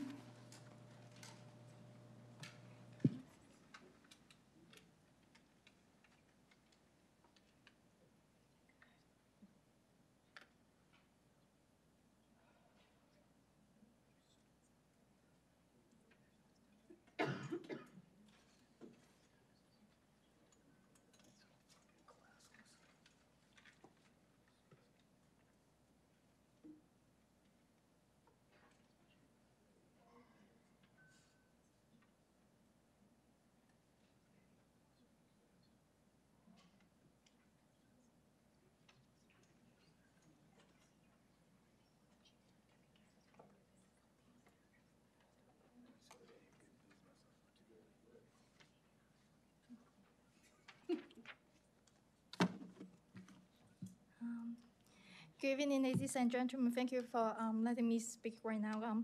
Just like other parents from different community, we want to share the common desire for our children to have the best possible education environment.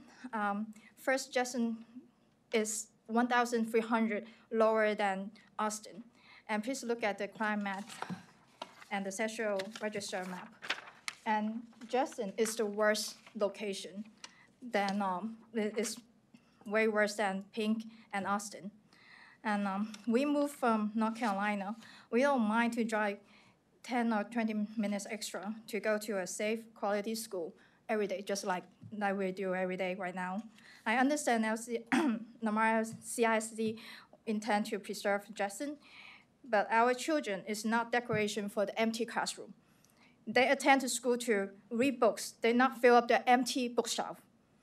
My husband, a disabled veteran, has risked his life and sacrificed his health to ensure our country's safety. Thank you. Okay, thank you.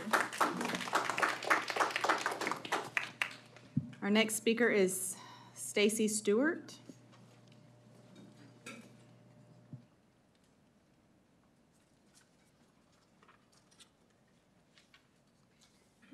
Good evening, board. Thank y'all for everything that y'all are doing to consider all options. My name's Stacy. I am also from Kingdom Heights.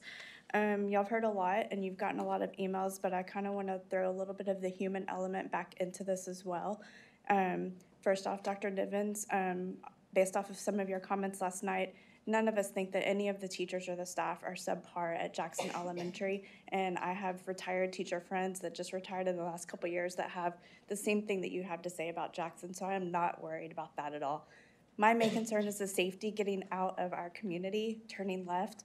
I know there are petitions going on, but we have, as a community, done our own petitions in the past and have failed at that. It is the Texas Department of Transportation that decides on those lights. It's not our MUD, it's not our developer, it's TxDOT. Sorry. Also, just the safety of it. I know some of y'all have driven it, but please drive it during school hours and during work hours and make that left turn out of there and ask the bus drivers what it's like. Your time's up. Thank you. Thank you. Our next speaker is Gary Sage.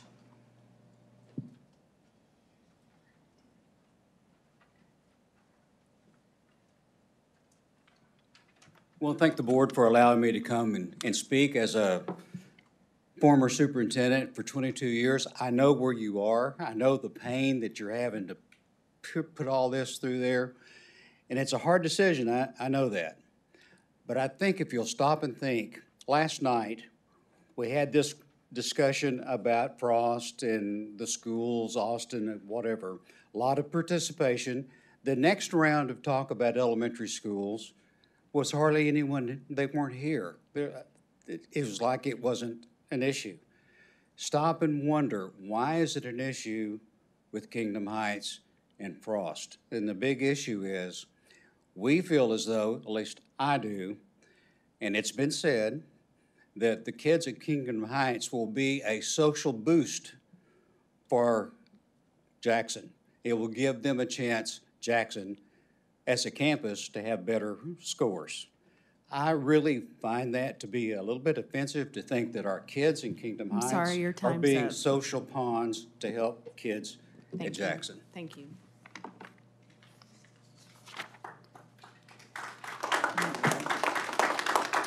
Our next speaker is Sharday Parker.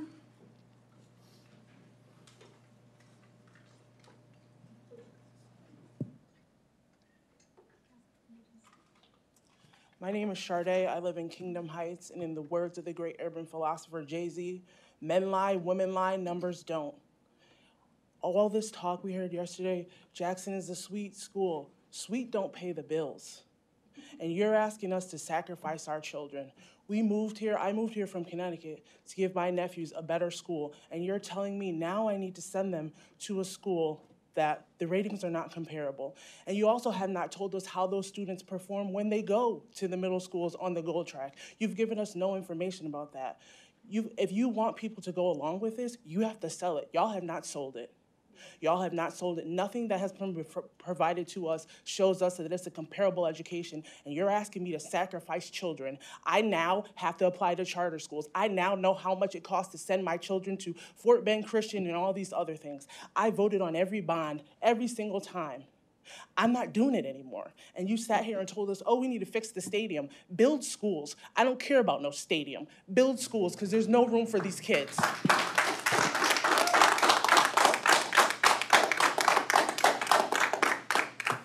Our next speaker is Elizabeth Aponi. Is that right? Yeah. Good evening. My name is Elizabeth Appeney, and I'm just coming here to say that Kingdom Heights have not been offered a comparable option for the leveling of the Frost students. The only option that I'm hearing is Jackson. Taking students from a top-rated elementary school and sending them to one of the lowest elementary schools in the district is not comparable, or is it a fair exchange? Who really cares about the students? At this point, it seems like no one. The crime rate close to Jackson Elementary is extremely high. We pulled the police arrest data, and it shows it. They state that the teachers and the school is a sweet school. Well, would Ms. Foster and several of the other teachers be willing to relocate to Jackson along with our kids?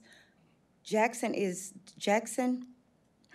a sweet school, is what I heard yesterday. But when did sweetness ever provide a great education?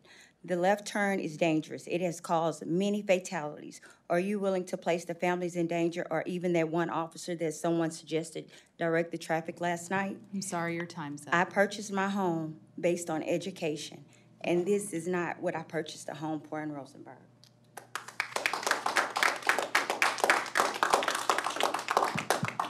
Next speaker is Kristen Parker.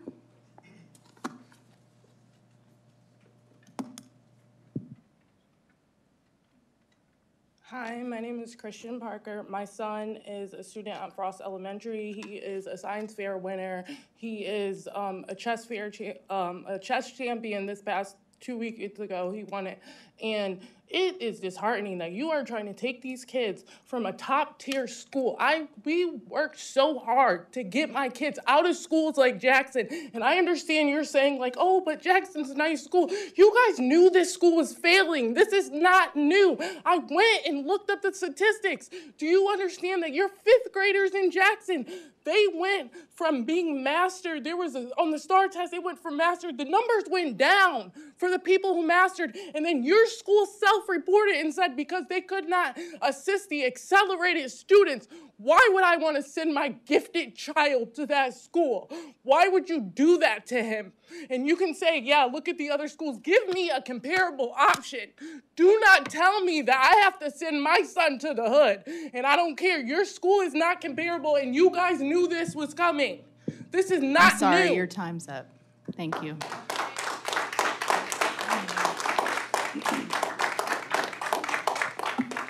Our next speaker is Cody Bellamy.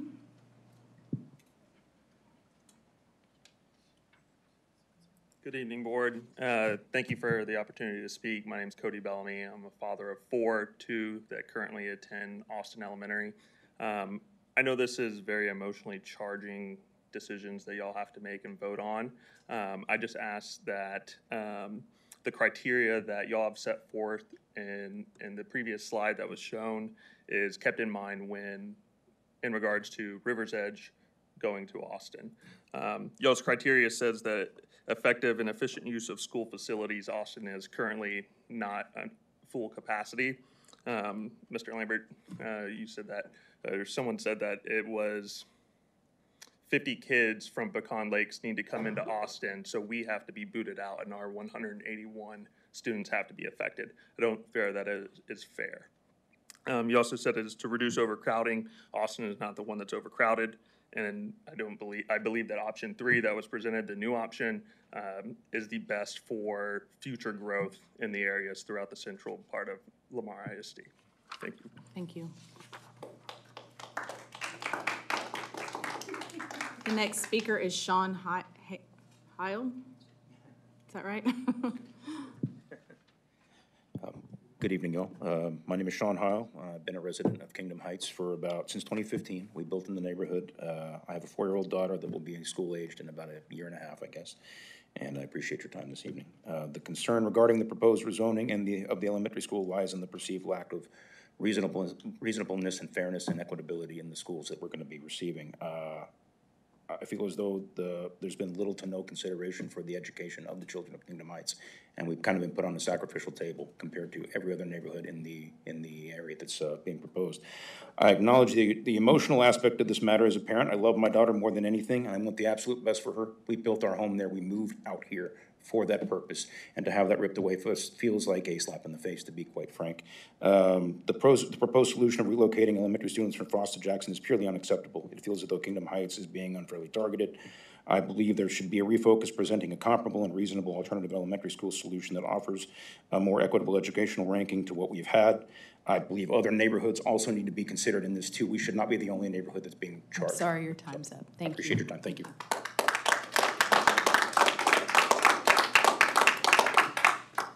Our next speaker is Arnaz Ali Razi.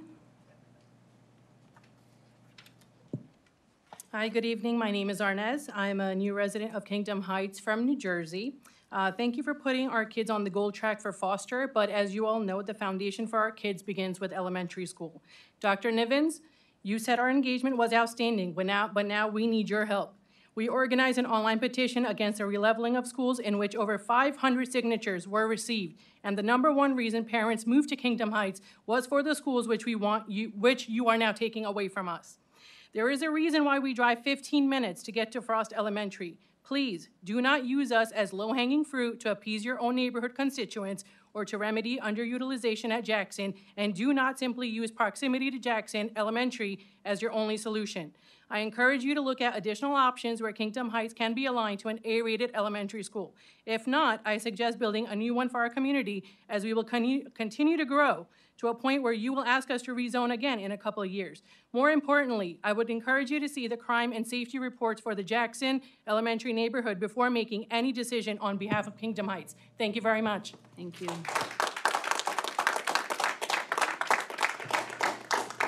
Next speaker is Jacob Hedgewood.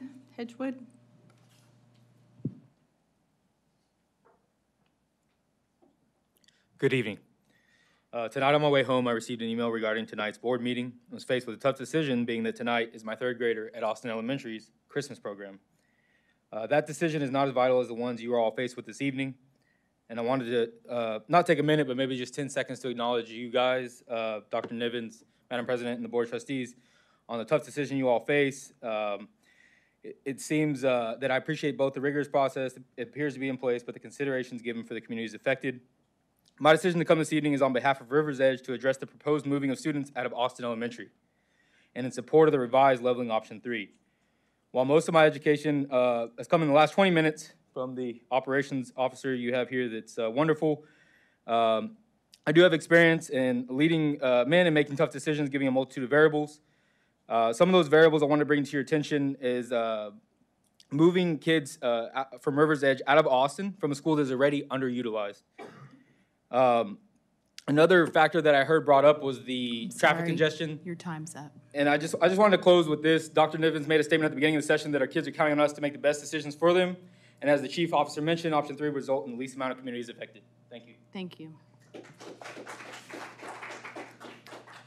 The next speaker is Mina Sawaris.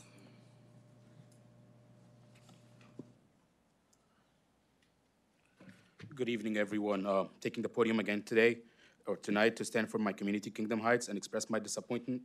I come tonight with only one question. What are we trying to accomplish here?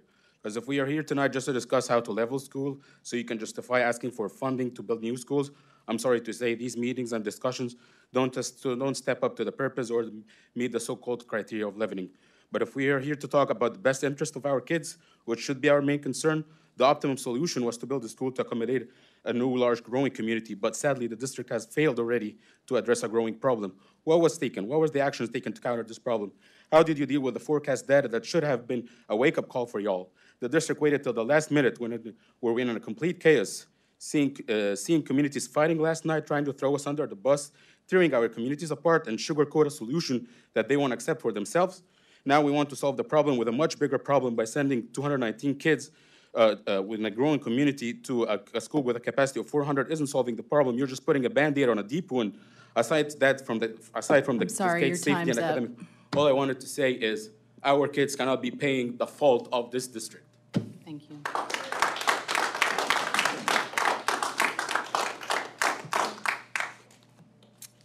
That is all the speakers for now.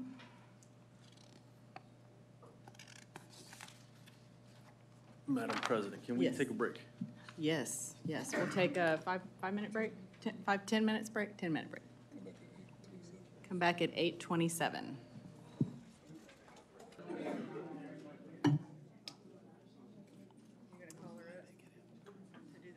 Yes.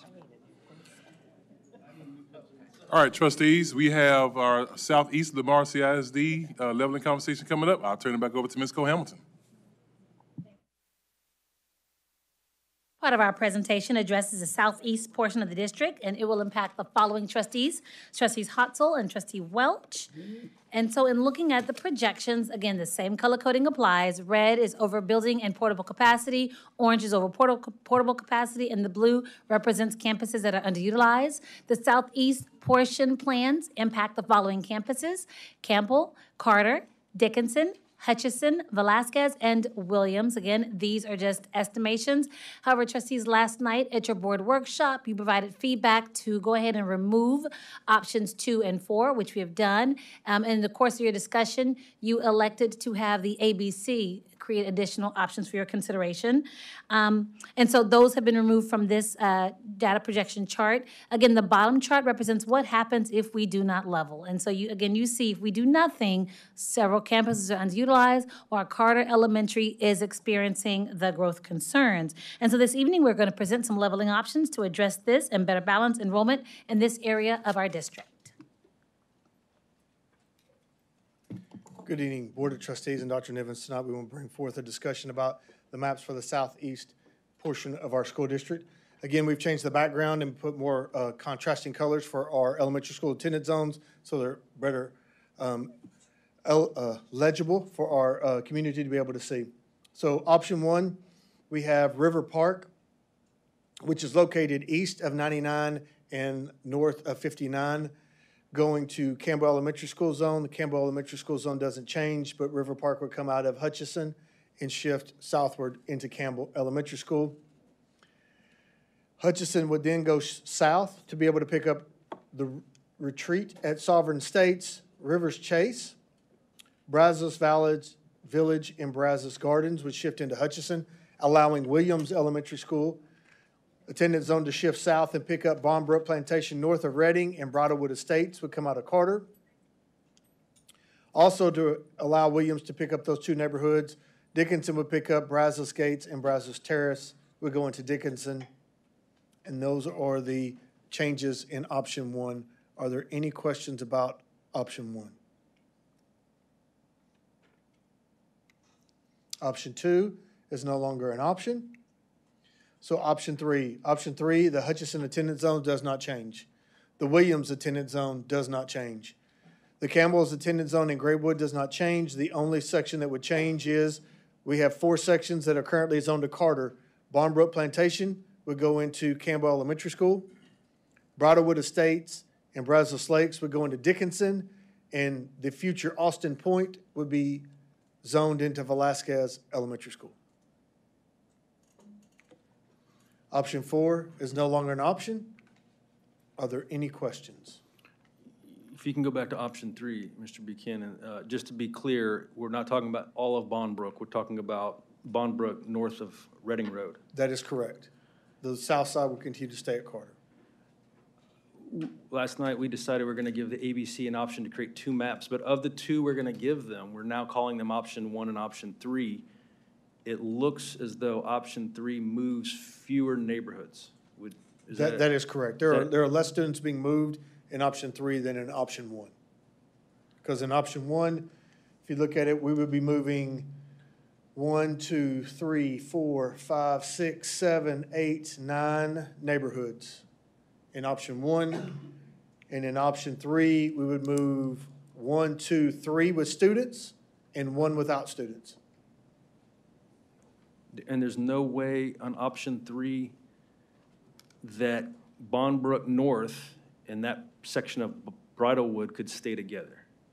Is there any? There is an option, but what we'd have to do is the neighborhoods around Carter Elementary School would have to be zoned to a different elementary school, so Carter's physical building would be located in another school's attendance zone. Let me ask that again. Yes, you're correct on that.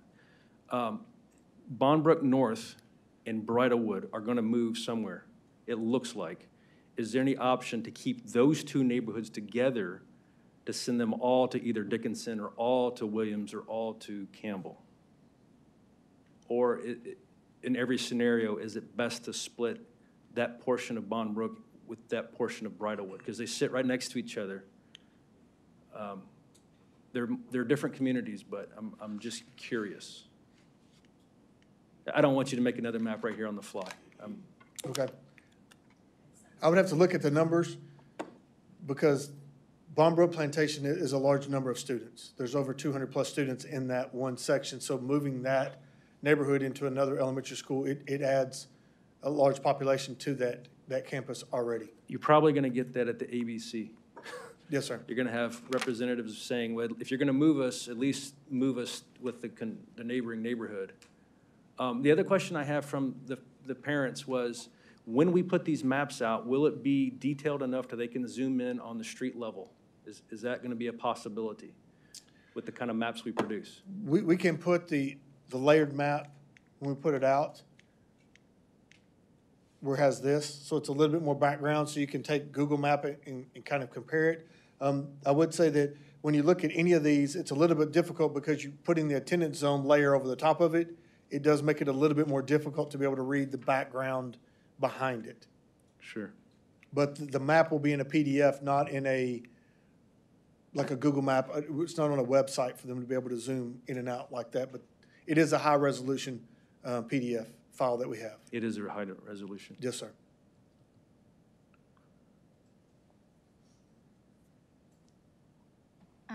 I have one clarifying question. Their Canyon Gate is not on here simply because we're just not moving them, right? If I remember correctly, Canyon Gate is part of this Brazos Gate. Brazos, it sits. Okay, so we're including them in there. Yes, ma'am. Once I started, if I tried to put each individual, it got to the point where you couldn't read the map. Okay, Yes, ma'am. but are we moving them, I guess? Well, in option 1, yes, they would end up going to Hutchinson Elementary School. Okay, I don't think we've said that.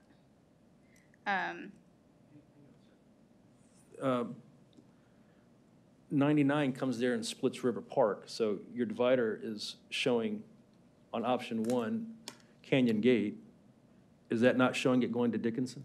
So Brazos Gate and Brazos Terrace sits adjacent, it's these two neighborhoods directly right here, if I remember correctly, would now go due east back to Dickinson. I believe Canyon Gate and River Chase sits, there's these two neighborhoods here. Where the A is of Brazos Terrace, I believe is Canyon Gate, and River Chase sits here, and then this portion is the retreat at Rivers Estate, and so is this section over here. We might need to clarify where Canyon Okay. Gate is So before we get to the ABC. Well, I can blow this up and provide it in an update to the board as well.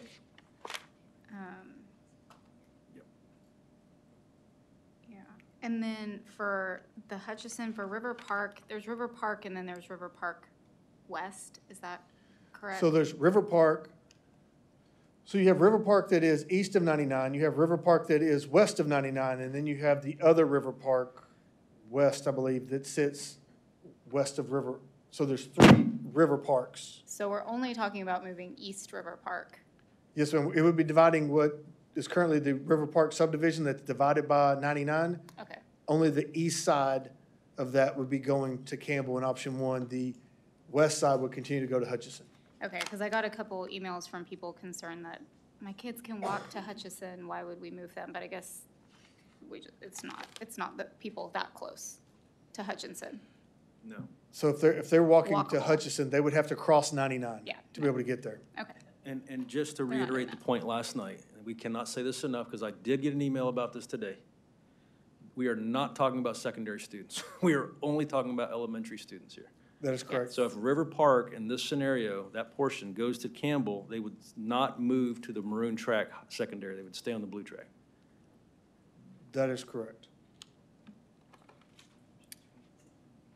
And no, I think maybe it was on the map we rejected. No map is sending Greatwood Crossing to a different school that we have currently. Currently, no. Okay, It stays at Velasquez. okay.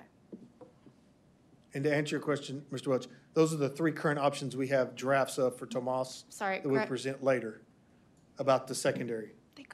If the ABC creates something, then that would be a different Sure, story sure. related to it. But the three current options, that drafts that we have in place, no, it does not affect the secondary in this area at all. Greatwood Crossing goes to Dickinson. Is There's- what I've been told. there's a- So when I pull these neighborhoods, I'm both using driving it, but also looking at Fort Bend County CAD. Okay. And there is a section of Greatwood Crossing that, it sits right there as far as Velasquez, Okay, just a portion of it. So there's a portion Okay. of it that's in Campbell, there's a portion of it, it's one of those that crosses that drainage between the two. okay. I did not know that.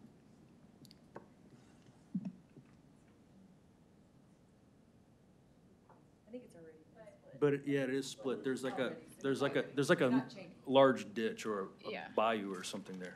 The reason that it was on here was because of an option that we were gonna be moving that neighborhood. That's the reason that it was on here. Okay. So a lot of these neighborhoods that we have on here now are not moving when we look at option 2, 1, or 3. But they're labeled because we had them moved in other options that we had prior to this. I just want to thank you. The amount of information that you hold in your head and can give to us is pretty incredible, and we appreciate you a lot. Thank you, ma'am.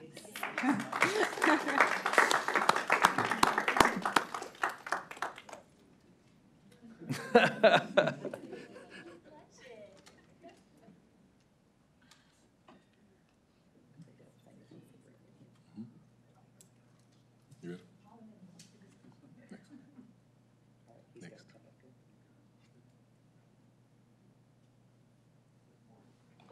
Is there no public participation? No. Okay. All right, board, so we have 9C, and Ms. Buchanan is back on the mic. I think you'll be up here the rest of the night.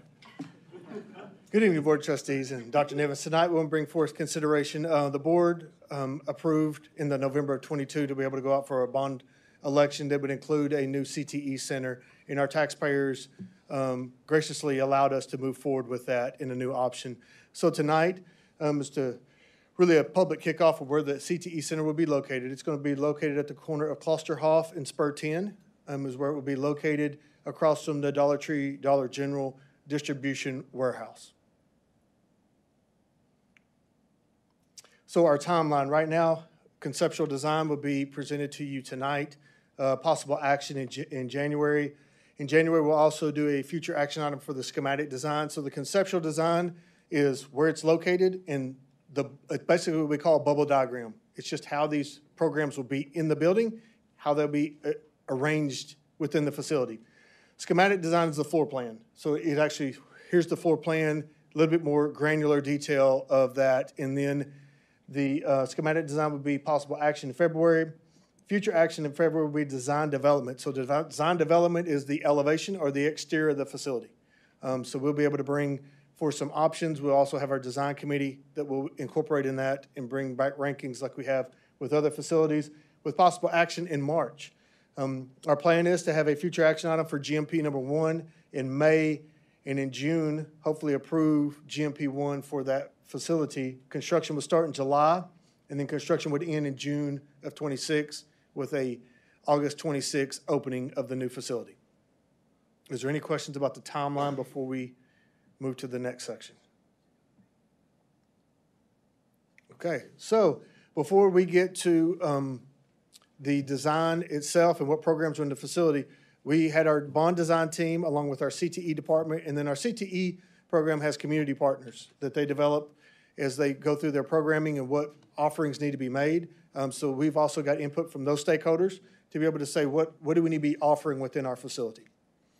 So if you look at the overall health science is the pathways that we have. So under health science, we will have a dental assistant, we'll have pharmacy tech, we'll have patient care technician.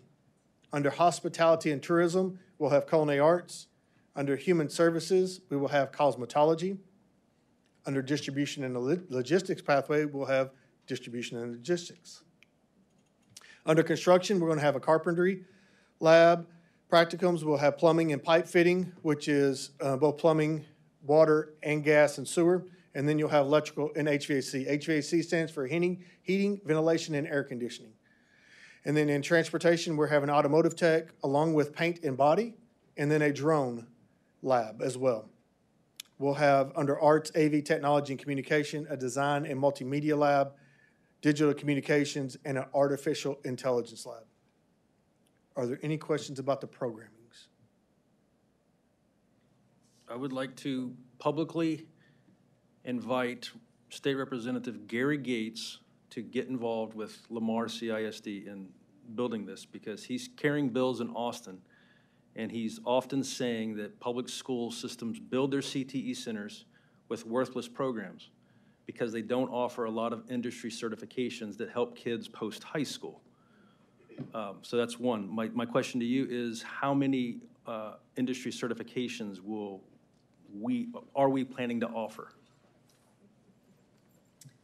So each area that you, like under construction, you see carpentry, you see plumbing, you see electrical. There will be certs offered in all three of those. So under each career cluster that's at the top, there's the program.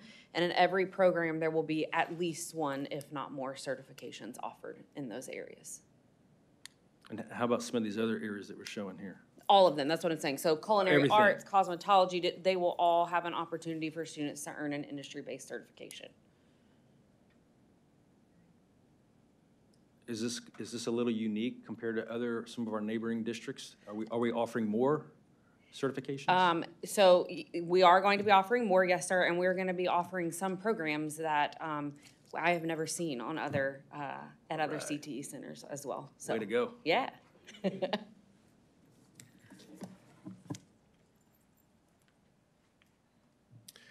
So after we get the programming, we start looking at how does that programming align with the rest of the programming within our building itself.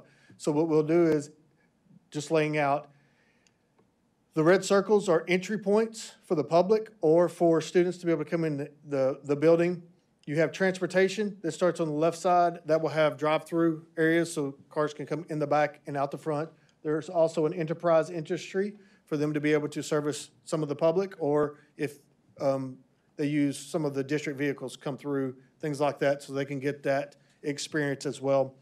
Construction sits adjacent to transportation because both of those are very noisy areas, and also they have very high ceilings within inside those areas.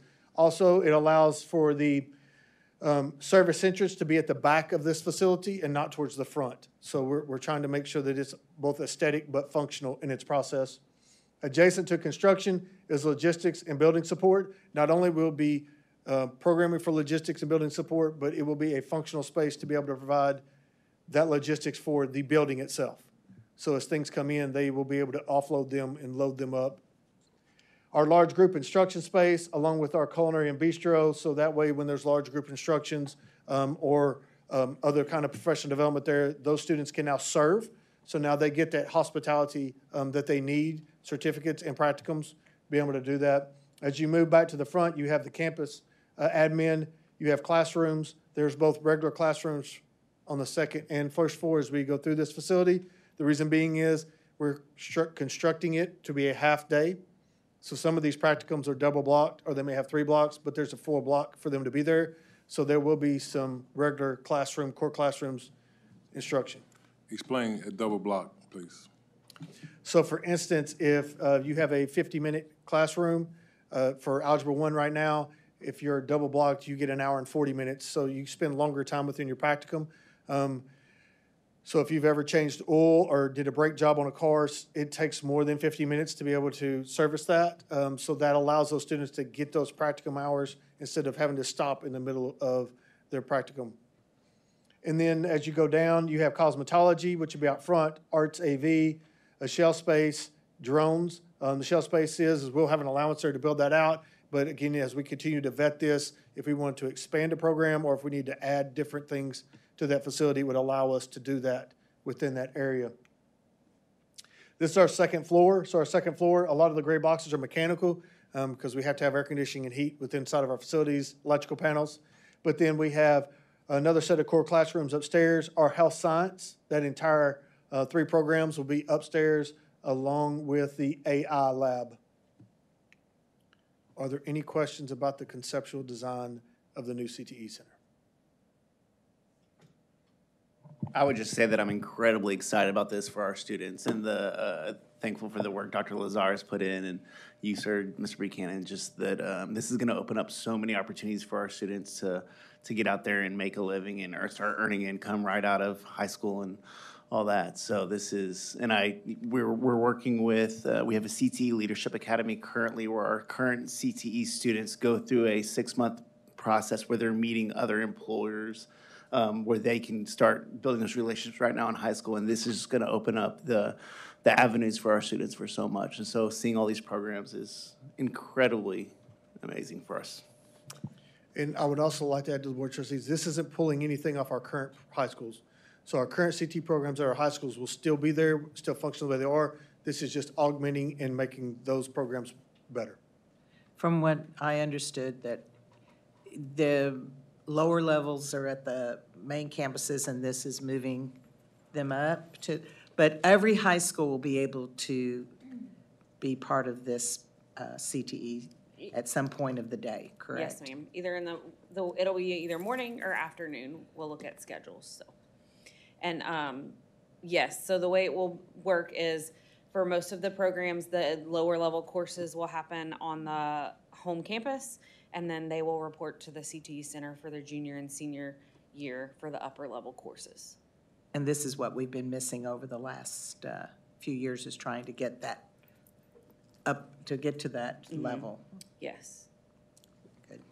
Can I ask a question about the lower level courses you're talking about? So are y'all also in the process of, when you build the center, are you also going back and looking at what lower level courses we offer CTE wise on our campuses to eliminate, like John said, things that, I mean, like there's 5 floral design classes and I mean, things that maybe aren't really, I'm not saying don't have any floral design, but things that kids are taking. Yeah, yes, ma'am. So every year, my team and I, we look at that information. And so we make decisions on courses for the following year based on a number of things like regional workforce data, student interests, and then I speak with my industry stakeholders as well to find out what needs to be changed.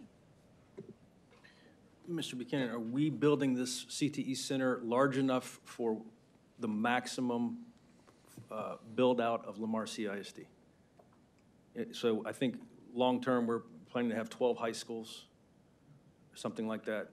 Would this center need to be added on to in 10, 15 years? It would either had to be added on to, or we would have to create another CTE center within the district.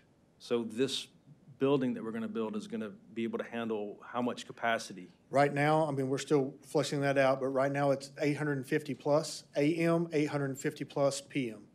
So you're looking at roughly 1,700 students would be able to pass through this facility in a day. And initially, we thought it was going to be 600 for 1,200, but that's where we've got it at now with the programming that we have. And once we get through this and we get to the actual physical layout, we'll be able to hone that number down and give you an actual hard number.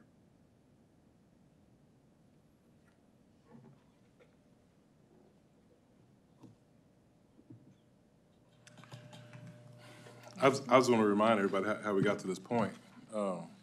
Last year, you know, this board had to make a very difficult decision in adopting us becoming a district of innovation school system. And so, Greg, if you go back to the bubble, please. The next slide. So health sciences is an example. And so if you recall, last year, it's very difficult for us to find a health science teacher, a certified nurse, a registered nurse that was also a certified teacher. And so we had long-term subs in the classroom, and students were wasting time because that person did not have the credentials for the students to earn the hours, right? And so we just had students in the classroom. And so when the board made the decision now for us to become a district of innovation, now we have we've hired enough teachers through DOI, so now we're serving 1,500 additional students that we would not be able to serve without having that designation. Because we were able to now go out and find folks with industry credentials and experience, a 25-year mechanic, a 25-year cosmetologist that's not a certified teacher, but they have the work experience. Now they can come service our students. And so now as our students are in those classrooms, now they can get the hours, right? So now they can go out into the world and have choices and opportunities to be successful citizens and positive adults. And so if you go back one more, Greg, to the main chart. He talked about it earlier, but we talk about the enterprise entries. This school is not just to serve students. This school is going to be to serve the community. And how do our students serve the community? And so this generation, they're digital natives. And so they don't talk a lot to each other. They'll sit next to each other and text one another. And so how can we help our students make sure that they're able to know how to interact with other human beings in the real world? Because when they graduate, they're going to have to talk to other human beings and collaborate and do everything else in the real world, right? And so this building's going to help us do that. And so our students that are being in cosmetology will, on the weekends, be able to open up and be able to have, nail appointment salons, hair appointments. My daughter talks about some kind of dip on her nails, whatever that means. And then as far as transportation, we have students changing oil and changing brake pads. But the most important piece is, how do they deal with other folks? How are they going to deal with customers? How are they going to deal with an unruly customer, right? How are they going to deal with that and still be able to keep your poise so you can still get your check every day? And so this building is not just for that purpose. It's for how we're going to serve the community, how our students are going to serve the community. But I just want to remind folks, because, I say people get amnesia on you. And so I want to make sure that we're reminded that this board made a very difficult decision this time last year, to become a district of innovation. And now we're serving 1,500 additional students that are now able to get some credentials. And I'm not sure if you understand how powerful that is. And I know we're having other conversations now, but we're serving 1,500 students now that can go out into this world and make a living. And make a living. And my grandma said, if you can't make a living, you'll take a living. And so now we're helping students go out and make a living. And so I want us to get excited about this too, right? And I talk about engagement, I want us to get engaged. Let's get engaged about this too. Because this is helping students, when they leave us, be positive and productive citizens. So I just want to make sure we remember how we got to this point. This board made that very difficult decision to do that. And now we're serving 1,500 more kids. I have a question. We, in the past, have had a relationship with like TSTC. Do we continue that relationship, or how will that factor in? I know we've discussed this, but for the public. Yeah, yes, ma'am. So we will continue to have that relationship with TSTC. And as a matter of fact, this facility will expand those opportunities for students as well. For instance, in the construction area, we'll expand to plumbing and pipe fitting. We do currently do HVAC with TSTC, but we'll be able to offer the dual credit courses on our home campus. So we'll have students that will be able to access those courses more easily, so.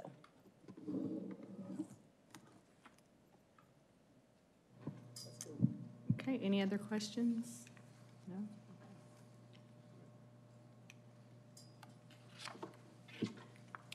All right, board, we'll turn it over to Mr. Nava to talk about our monthly discipline report.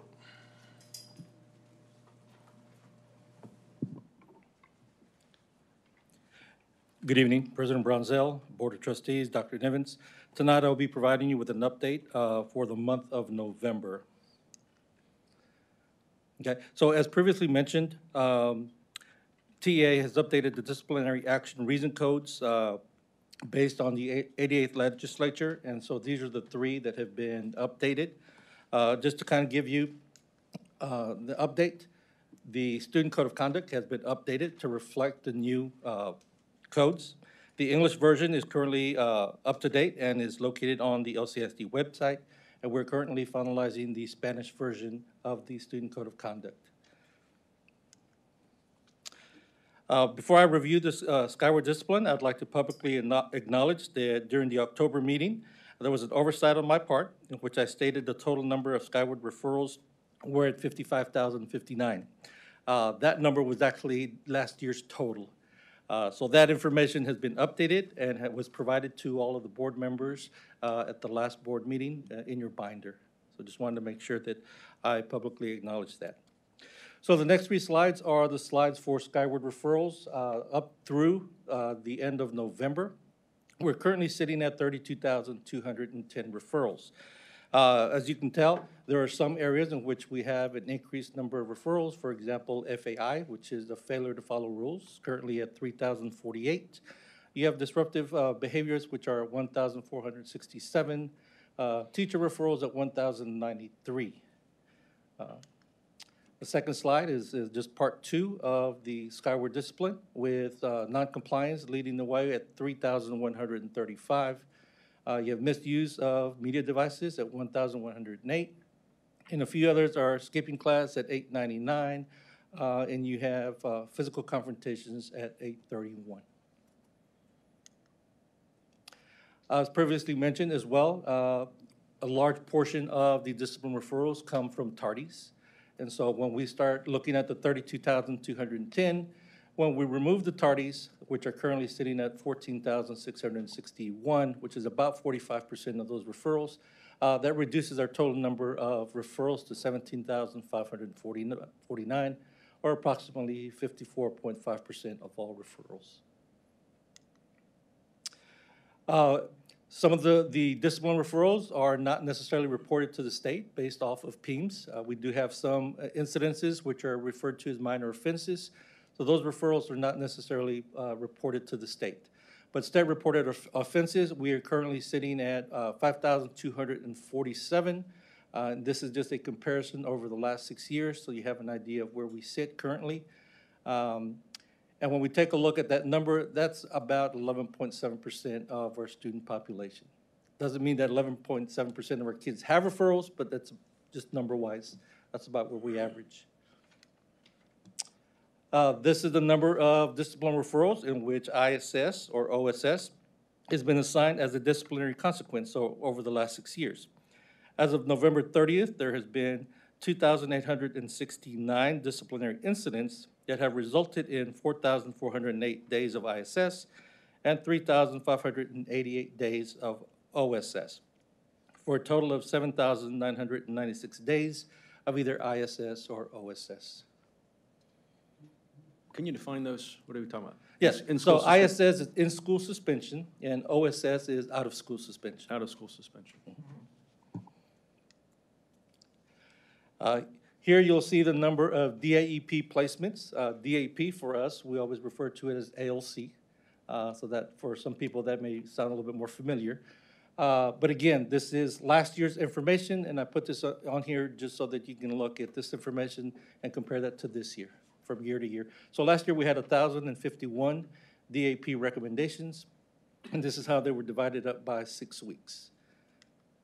Currently this year, again, through the end of November, we're currently sitting at 732 DAP placements, which approximately is about 1.6% of our student population.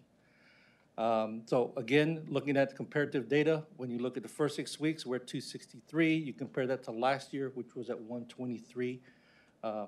Second 6 weeks, 274 versus last year, 164. And third 6 weeks, 195 versus last year's comparison at 140. When you look at the total number for the semester was at 427 last year. And we still have the month of December for that data to kind of change. These are the top 5 reasons for DAEP placements this school year. Currently, vapes or e-cigarettes are at 174. Fights at 137, assaults at 52, major campus disruptions at 47, misuse of electronic devices at 43. When we look at the top 5 reasons, they account for 453 of the 732, which is approximately 61.8% of all DAP recommendations.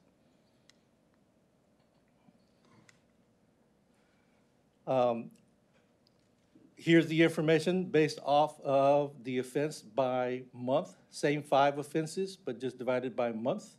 So again, the ECG, which is the new code for the vapes and e-cigarettes, we start off with 12 in August, 45 in September, 60 in October, and 57 in November. And I'm not sure if you want me to read every single one of those. There's quite a bit, and you'll see that every month. Here's the DAP recommendations by grade levels. 9th grade or freshmen are at 162, followed by the 8th grade at 126, and 10th grade at 123. Currently, of the 732, 15.7% are elementary students, and 84.2% are secondary. And as you know, some of the incidences that occur require us to have police notifications. So this is the police notification tracking sheet based off of colored track. So again, when you start looking at your numbers for the blue track, again, divided by month, 15 in August, 25 in September, 33 in October, and 28 in November. Again, not sure, if you want all those read out, but currently we're sitting at 479 police notifications. And also just want to let you know that we are currently working with Fort Bend County Regional and have partnered up to host a vaping town hall education meeting. We actually have 2 set up. One is going to be held at Fulshire High School on January 10th, 6:30 p.m. And then the second will be at George Ranch High School on January 24th, also at 6:30 p.m. Any questions at this time?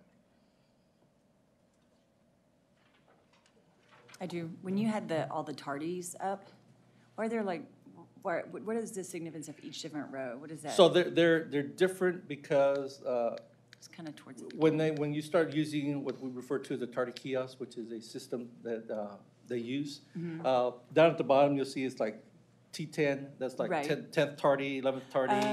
Okay. So how many you've gotten or something? Right. So, category? so for example, that first one, it's 699. That means that 699 kids have at least gotten a 10th tardy.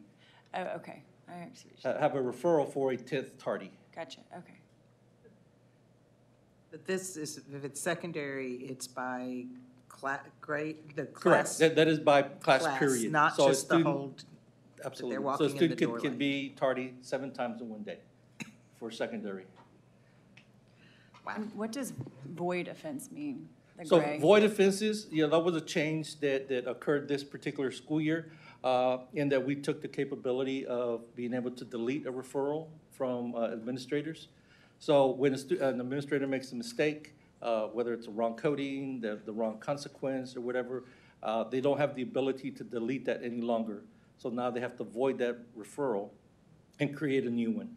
So in Skyward, you cannot delete Cannot any entry that is deleted, and that is entered When cannot be you deleted. initially start, you can do an edit. Okay. So they would not delete it, they would they would say it's void, and then they would go create a correct one. Correct. So they're not able to edit what they've put in? If it hasn't happened yet, meaning the consequence hasn't occurred, the student hasn't served the consequence. So Mhm. prior to that happening, Like if a then- teacher did a write-up, is what Mhm. I guess is what I'm trying to say. Okay, so when a teacher does a write-up, the teacher does not input the consequence. That Right, goes to an correct. administrator, Mhm. and those teacher referrals then are converted to a referral by the Okay, administrator. but the teacher referrals cannot be deleted in Skyward? That's correct. Okay. Yeah. So then it goes to the administrator, and the administrator either enters a consequence, or if there's been miscommunication, they void it, and then the Correct. teacher creates a new one? No, the administrator generally creates the new one. Okay, so when it's voided, does the teacher know that it's been voided? They get a should be notification? they should be getting a response. When it's converted from a teacher referral to an administrative referral, there's an email that's sent to the person that initiated the referral. Oh, okay. So it would say that their write-up had been voided, Correct. and then they would say why, or? I Right, guess that would be yeah, their there could be a communication. follow-up conversation as to why that happened. And the administrator can say, well, this is, I made a mistake here, this is why it was voided, but this is what we put in place. Okay. Mr. Nava, can you define what our system calls an assault? What, I mean, what would that be? Would that be two kids fighting in the hall? No, sir. So an assault is generally when one person initiates physical contact with another, unwanted physical contact, and generally the student does not respond in some form or fashion. Generally, when there's mutual combat, we refer to that as a fight. But if I go up and I strike someone and they don't hit me back or anything like that, then generally it could be coded as an assault. And at what point would that be referred to the officers, the police officers? So the police officers write a notification for every assault. So whenever an administrator thinks that an assault has occurred, they generally involve the police officer on campus. And there's a notification that's created for that incident. There's a third leg to that. Let's talk about self-defense for a second, Mr. Nava, because we get concerns from parents that say my child was assaulted, or my child was, going into self-defense, and then that have a consequence. So let's define now. We talk about assault, we talk about mutual combat. So now, what is the definition of self-defense? So at some point, a student has the right to defend themselves. And so if you're in a situation in which you have no other option but to defend yourself, then you can definitely fight back. And so that again is open to interpretation by the administrator, looking at the circumstances of that particular incident. At some point, the student have the opportunity to walk away without being harmed, meaning you come up to me and you hit me and I don't do anything, I have an opportunity to walk away. You hit me one time. But if you hit me and then I decide to hit you back, then I didn't take the opportunity to walk away. And so that's generally the factor that they look at. Did I have an opportunity to walk away or not? If you're just coming in and you're hitting me and just constantly keep hitting me, and I have no other choice but to defend myself, to fight back, then that would be considered self-defense. And so that's one of the 6 mitigating factors that the state says that has to be taken into account whenever there's a discipline referral. So when that kid is defending himself, and I'm 100% for self-defense, even in our schools. So when that happens, that kid is not part of the statistics, the self-defense kid. Is that correct? Well, it could be. It's going to be up to the administrator to make that determination. Was it a fight? Was it self-defense? Was it an assault? So that administrator will again, investigate the situation and make that determination. Also, could you go back to the items that were added to the discipline chart? Kind of at the beginning. Oop, wrong way. Yeah, there. Okay. So what are those? Are those Class A misdemeanors? What's that? Are those Class A misdemeanors? So Like selling the ones drugs? that were added, the state has for vaping. Let's take an example of vaping, ECG. So it doesn't necessarily take into account what substance is actually in the vape. So it could be nicotine, it could be THC. So how do you know what's in the vape? So there's people smoking in the bathroom, vaping in the bathroom all the time. So how do you, when someone's vaping, confiscate the vape? Yeah, currently we use that code for all vapes. So we don't necessarily test the substance in the vapes any longer. Okay. So what about the next one, PCS, possess, sell, give? Give, deliver Controlled under the substance. influence of other controlled substance. One of the big things right now is currently the use of gummies to kind of be under the influence. It could be that. It could be things like Xanax. But would that be a class misdemeanor, A? So again, so if it's a controlled substance, then that's a felony charge. Okay. So that one would be highlighted in blue on the new chart? Yes. Okay. PMT. So the last two, the PCS, PMT would be highlighted in blue, but the ECG is just as it is. Right. Okay. Okay.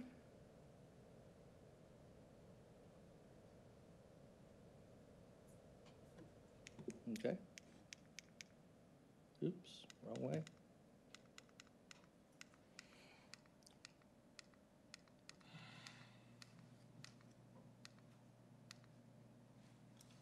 to ask you a question about the vaping town hall. Sure. So what kind of information are y'all going to present there? Is it more of like an informative of, hey, parents, this is what kids are doing, you need to be aware that you could have a marker that looks like a vape? It's a either way. little of a lot of things. So Okay. we'll have law enforcement present. We'll also have people from the medical field.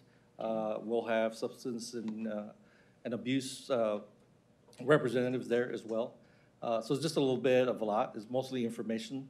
I know that in the past, when I've worked with them, that they set up kind of a bedroom, a simulation of a bedroom, and kind of give parents some ideas as to where there's a possibility of where your kids may be hiding. So it's mainly for parents, it's not like, hey, Right, drag your kid along, it's Well, a a parental. lot of parents bring their kid. Yeah. But yes, it's mostly for parents, and it's an education type of town hall meeting.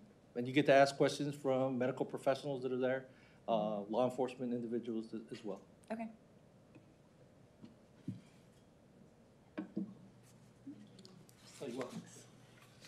All right, trustees, we have one more map to talk about. We're gonna talk about Tomas High School rezoning process and draft options. So we have Ms. Cole Hamilton come to the microphone.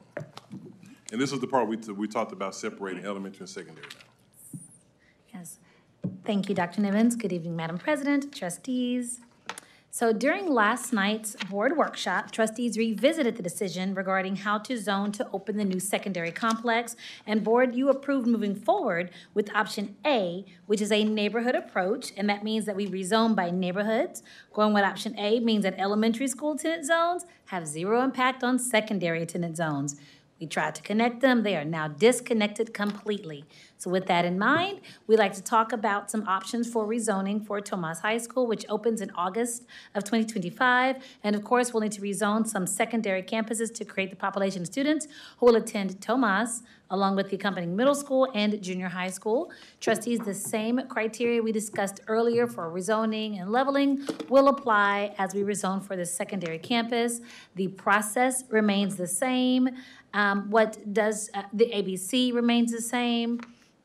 The only thing that's a slight difference is just a different timeline because we're starting different. And so this process has started in December with us reviewing some zone options. We presented some options to the impacted principals last week. Next month, January 16th, we'll present a future action item to you regarding the process and the options. In February, we'll select and notify the ABC. And then later in February, we'll bring a board action item to you to approve the draft options for consideration to move forward to the ABC, as well as approving the ABC. We'll launch the community survey in March. We'll hold the ABC meetings in April, and then in mid-April, bring a future action item to you to select the attendance zones for the secondary complex 7, and then in May 21st, hopefully we'll have board action to determine the new attendance zones. A little bit about the ABCs. We'll present some options this evening.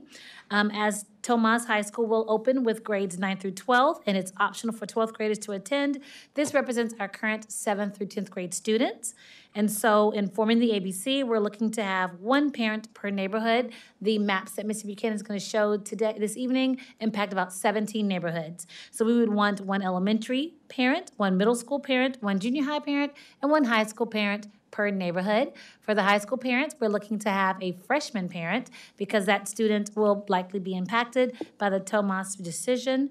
This would equate to a total number of 68 parents, trustees, and then you all have the opportunity to appoint 2 additional parents per district that you represent. And so that would bring us to a total of 82, potentially 82 parent representatives serving on this ABC to rezone for the Tomas Secondary Complex. I think that's about it. Oh, some notes that I have from last night's board workshop, trustees. You did note that you wanted to make these survey results available online, and that's really true for all the surveys we're doing. And you have a special note that we want to ensure that parents can take the survey multiple times. So my colleague, Mr. Buchanan, will now present some draft options to potentially rezone our secondary campuses to accommodate the opening of Tomas High School. Good evening, Board of Trustees and Dr. Nivens. Tonight, we want to bring forth data and maps about possible options for rezoning of Tomas High School Secondary Complex. The projection that you have in front of you and that's on the board is the gray area is our current projections not opening Tomas High School.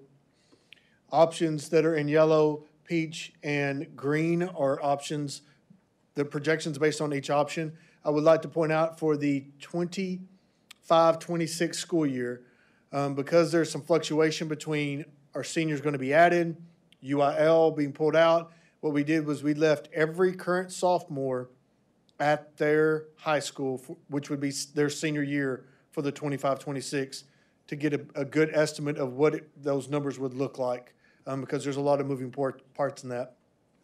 As we talked about earlier about the November of 22 bond that the board called, it included 500-seat additions to Foster, George Ranch, Randall High School, and Tomas, a 1,000-seat addition at Fulshear High School. So if you'll notice in each of the options, in our current options, both Foster and Fulshear will have to be capped in the near future. In option 1, the only year that Fulshear High School would need to be capped would be the fall of 27, and that is true for option 2 and option 3. Just to remind the public that also in that November of 22 bond, we had a secondary complex 8. That secondary complex 8 is scheduled to open in the fall of 27, and it is opening in the Fulshear attendance zone. So the major impact of that campus will be Fulshear High School. One thing that we did not have in that bond were additions to our junior highs or middle schools. So that's why we put the rest of the data up, because if you'll notice in our current, you have both Roberts and Wertheimer, Briscoe and Lehman will be capped if we don't do anything. As we look at these, Roberts will still have to be capped, possibly Wertheimer. Again, Lehman the first year would drop just to within their building and portables, and then they go back to possibly being capped if we don't do anything. That's also true for option 2 and option 3. So we will have to make some decisions, not only for moving forward, but for next school year based on those campuses. So as we look at this is again our current map, attendance zone map with, and it's not every neighborhood. These are just the major neighborhoods within that area. So our first option that we have here, Tomas High School. The corridor, basically Fulshear, Gaston, and Bel Air is what we looked at because that site will sit on Bel Air in 723. So we went east and west. So you're looking at the first option, Grand Missions would come out of Foster, so would Lost Creek, so would Parkway Lakes. They would come out. Lakes of Bellaterra, Talavera, Westheimer Lakes would come out of Fulshear area, and then Candela, Briscoe Falls would come out of Foster and come into Tomas High School to develop that attendance zone. So in doing that, we pulled a large number of students out of Foster High School. So the south boundary for option 1 is the neighborhood of Kingdom Heights. It stays within the Foster community, goes over, and then we picked up the Pecan Grove neighborhood to be able to put more students into Foster to help better balance those neighborhoods. The George Ranch attendance zone in option 1 does not change. Stays the same as it is for this year. The Randall High School attendance zone, the only area that would come off is the Emberley Bernard Park. So if you see our current attendance zone has it here, the Emberley, Bernard River Park, and the Kendleton area, which is currently at Randall High School, would go into Terry. That helps us bring Terry's student population up. And it also allows for the growth that occurs around Randall High School for that high school to be able to absorb that growth because it continues to grow around that secondary campus. Is there any questions about option 1? So this is option 2 in the projections. The difference between option 1 and option 2 for Tomas High School, it picks up the Lakemont neighborhood. So the neighborhoods that is in option 1 plus Lakemont.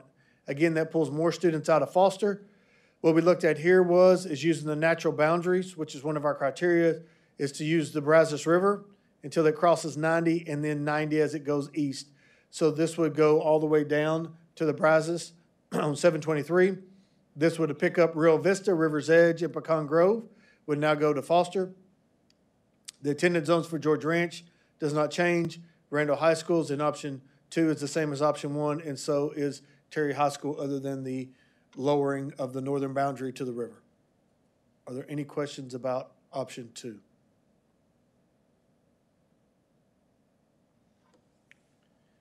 Okay, our third option, when we looked at the numbers, both mainly at Roberts and Lehman, when we started looking at this, how could we give a little bit more relief to the Fulshear attendance zone? So in option 3, the Lakemont community comes back out of Tomas and goes back into Foster. But then the Cross Creek Ranch neighborhood east of Texas Heritage Parkway, so that neighborhood will be divided. So as we discussed last night, East of our boundary, it's also Cross Creek Ranch, so that portion of Cross Creek Ranch would be in Katy. Then this section between the Katy border and Texas Heritage Parkway would go to Tomas, and then the west portion of that would go to Forster High School. Again, our foster attendance zone, the only thing it changes between 2 and 3 would be the Lakemont area coming down. Again, Rio Vista, River's Edge, Pecan Grove, Pecan Lakes, and Kingdom Heights continues to make up Foster. And then you have Randall and Terry. I would like to remind the Board of Trustees, this Cross Creek Ranch would be a temporary and could possibly be moved again in the fall of '27 because High School Complex 8 is in the Purple Track area. So as we divide that up, that neighborhood may have to move again 2 years from now. Are there any questions related to the 3 options? Thank you.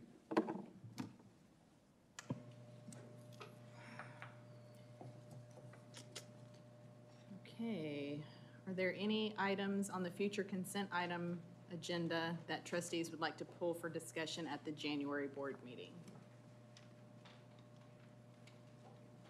Okay.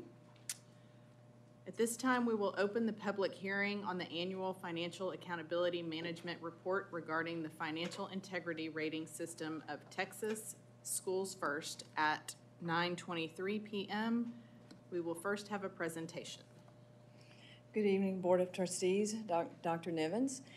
Tonight, I'm happy to open the public hearing and share information with you about the 2023 Annual Financial Accountability Management Report. This report covers the fiscal year ending August 31, 2022. Although that seems like a long time ago, those numbers and those financials are audited after the end of that fiscal year. It's submitted to TEA in January of 2023, which is this year, and then the TEA rates all the districts in the state. And then in the spring, they issue a preliminary rating, and then in the fall, they do the final rating. So that's what we're seeing tonight. The goals of School First, the primary one, of course, is to achieve quality performance in the management of financial resources. And then supplemental goals include measuring financial performance using uniform indicators amongst all school districts, and then also to provide financial management and transparency. Changes are made periodically to the rating system by the commissioner when he sees fit. In 21-22, the rating system has 20 indicators in 3 different areas: critical area, solvency, and financial competence. The final rating was released on November 6th. Districts are required to prepare an annual financial accountability report that includes the district's performance on the indicators, as well as comparisons to previous years, a copy of the superintendent's current employment contract, and other information such as a summary schedule for the fiscal year of certain reimbursements received by parties within the district, gifts valued at $250 or more received from vendors by certain parties of the district, and also business transactions between board members in the school district. And then, of course, administration and the board can elect to include other descriptive information as they seem that they feel appropriate. The rating is A through F. The ratings on the critical indicator section are yes or no answers. If you do not get a yes answer or can't answer yes to the questions, it's going to be an automatic F rating. Ratings on the remaining indicators are point scores, maximum of 5 or 10 points each. Of course, there's the standard schedule and ranking levels, A through F. A is superior achievement, F is substandard. This year's rating for Lamar CISD is a superior achievement rating. Now I'll cover a few of the indicators within the different sections. So in the area of critical indicators, there's 5, and we did answer yes to all of them. Number 1 was whether we submitted our financial report to the TEA on time. We did that. We did have an unmodified opinion in our audit on our financial statements, and indicator 3, we were in compliance with the payment terms of our debt agreements at the fiscal year end. Indicator 4 was measuring whether we made timely payments to various governmental agencies, such as the TRS, the IRS, TWC, and those types of agencies. The 5th indicator was not evaluated for this year. In the area of solvency indicators, these measure the district's ability to meet its debt and other obligations. These are indicators 6 through 12. We're going to look at indicator number 8, which is the measure of current assets to current liabilities. TAA's target ratio was a 3.0 or more, and we were at 9.5. The indicator number 11 was the ratio of long-term liabilities to total assets, and that was to ensure that we can support long-term solvency. The TEA's value was less than 1, and so our district's ratio was 0.97, and we did meet the fast growth exception also. In the area of financial competence indicators, these are ones that measure the district's skills, knowledge, and data quality. We'll look at number 16, which was the data quality ratio. The TEA would like to see a 3% or less variation, and you can see there ours was way less than 1%. It was a 0.000816%, so that's right on the money. Number 18, indicator number 18 was whether the auditors found that our financials were free of instances of material non-compliance for grants, contracts, and laws related to local, state, and federal funds. We had no instances of material non-compliance. Our rating history has been superior achievement for 13 years.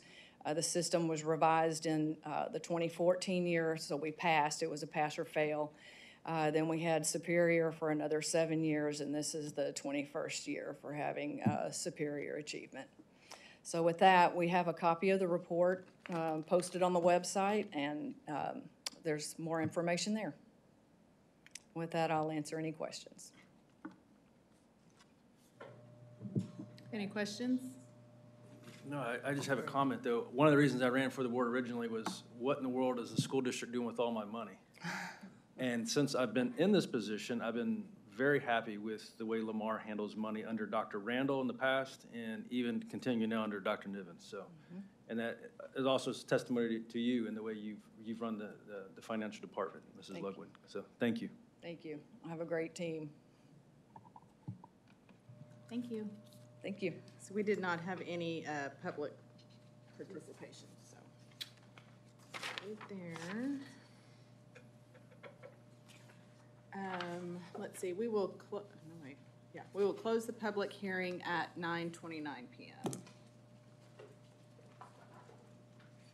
And it is now 9:29 p.m. And we are adjourning to closed session pursuant to Texas Government Code Sections 551.071, 551.072, 551.074, and 551.082, the Open Meetings Act, to discuss personnel, land acquisition, or consultation with our attorney.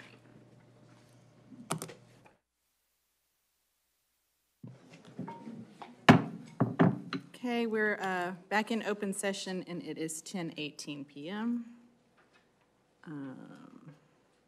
So we need to do the CAD thing first, right? May I have a motion for the board to cast 126 votes per candidate listed on the 2024-2025 election ballot for the Board of Directors for the Fort Bend Central Appraisal District?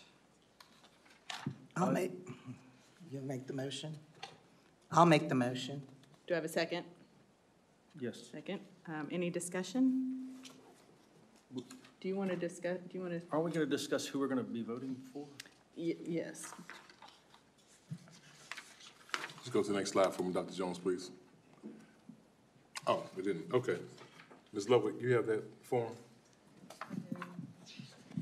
I'd like to put it to So from what I understand, there's 5 nominees running, and there's 5 spots. So basically, no matter what we do or any other entities do, those 5 people will receive, will be Ms. it. She's gonna come up with she'll come up with the names. Okay, There's 5 candidates. There's 5 county- candidates. Countywide. yes. It's right And there's here. 5 open positions. Right, I'm just saying it for the So- public. And so all publicly elected entities get to vote on this, and this is Yes. the board for the Central CAD. Appraisal District, yes. Fort Bend County Central Appraisal District. And it's based upon the size of the entity, how many number of Right. votes you get. Right. It's all taxing entities within Fort Bend. And the number of votes you get is based on your tax levy. So your property values and your tax levy. So, any other questions? Anything? Okay. So are we putting all our votes to one? No, we're splitting our votes evenly. Or that's what this motion is, To split all of them? to split them evenly to the 5 candidates. Did you want to read the 5 candidates? Do we, yeah. I'll probably mispronounce the That's first okay. name of the first one, but is it Pamela or Gaskin? Jim Kidge? Jim Key. Yes. Jim Rice, Mike Rozelle, and Paul Stamatis. Okay, I'll now call for the vote. All in favor, say aye. Aye. Any opposed? Motion carries. Okay. And the next item is may I have a motion for the board to approve a slate for the naming of schools?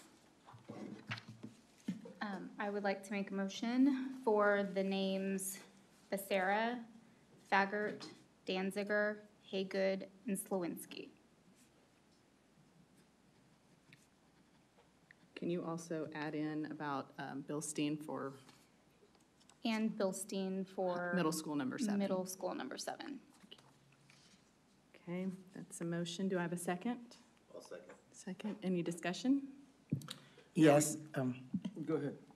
Yes, Madam President, I'm sure people, if they did their count, they see that we did 5 names and we only needed to do 4. And I just want to say the appreciation that I have that this board seemed fit to add my name to the list. And I have told them that when I leave this board, I will be honored to have that school named after me whenever I do leave this board and be able to enjoy being with those students. But I appreciate that they have thought of now to put me on the list so that when my time and my tenure is up, that a school will be named, and I appreciate that greatly. Yeah, I'm not gonna be able to support this slate. There's 2 names here that I have a problem with, so if it doesn't pass, I'll offer some other names, but it would be part of the list. But we'll see what happens with the vote. Okay, do we want to explain why we have, no, that's right, why we have 4. No, that's good. Okay, sorry, never mind.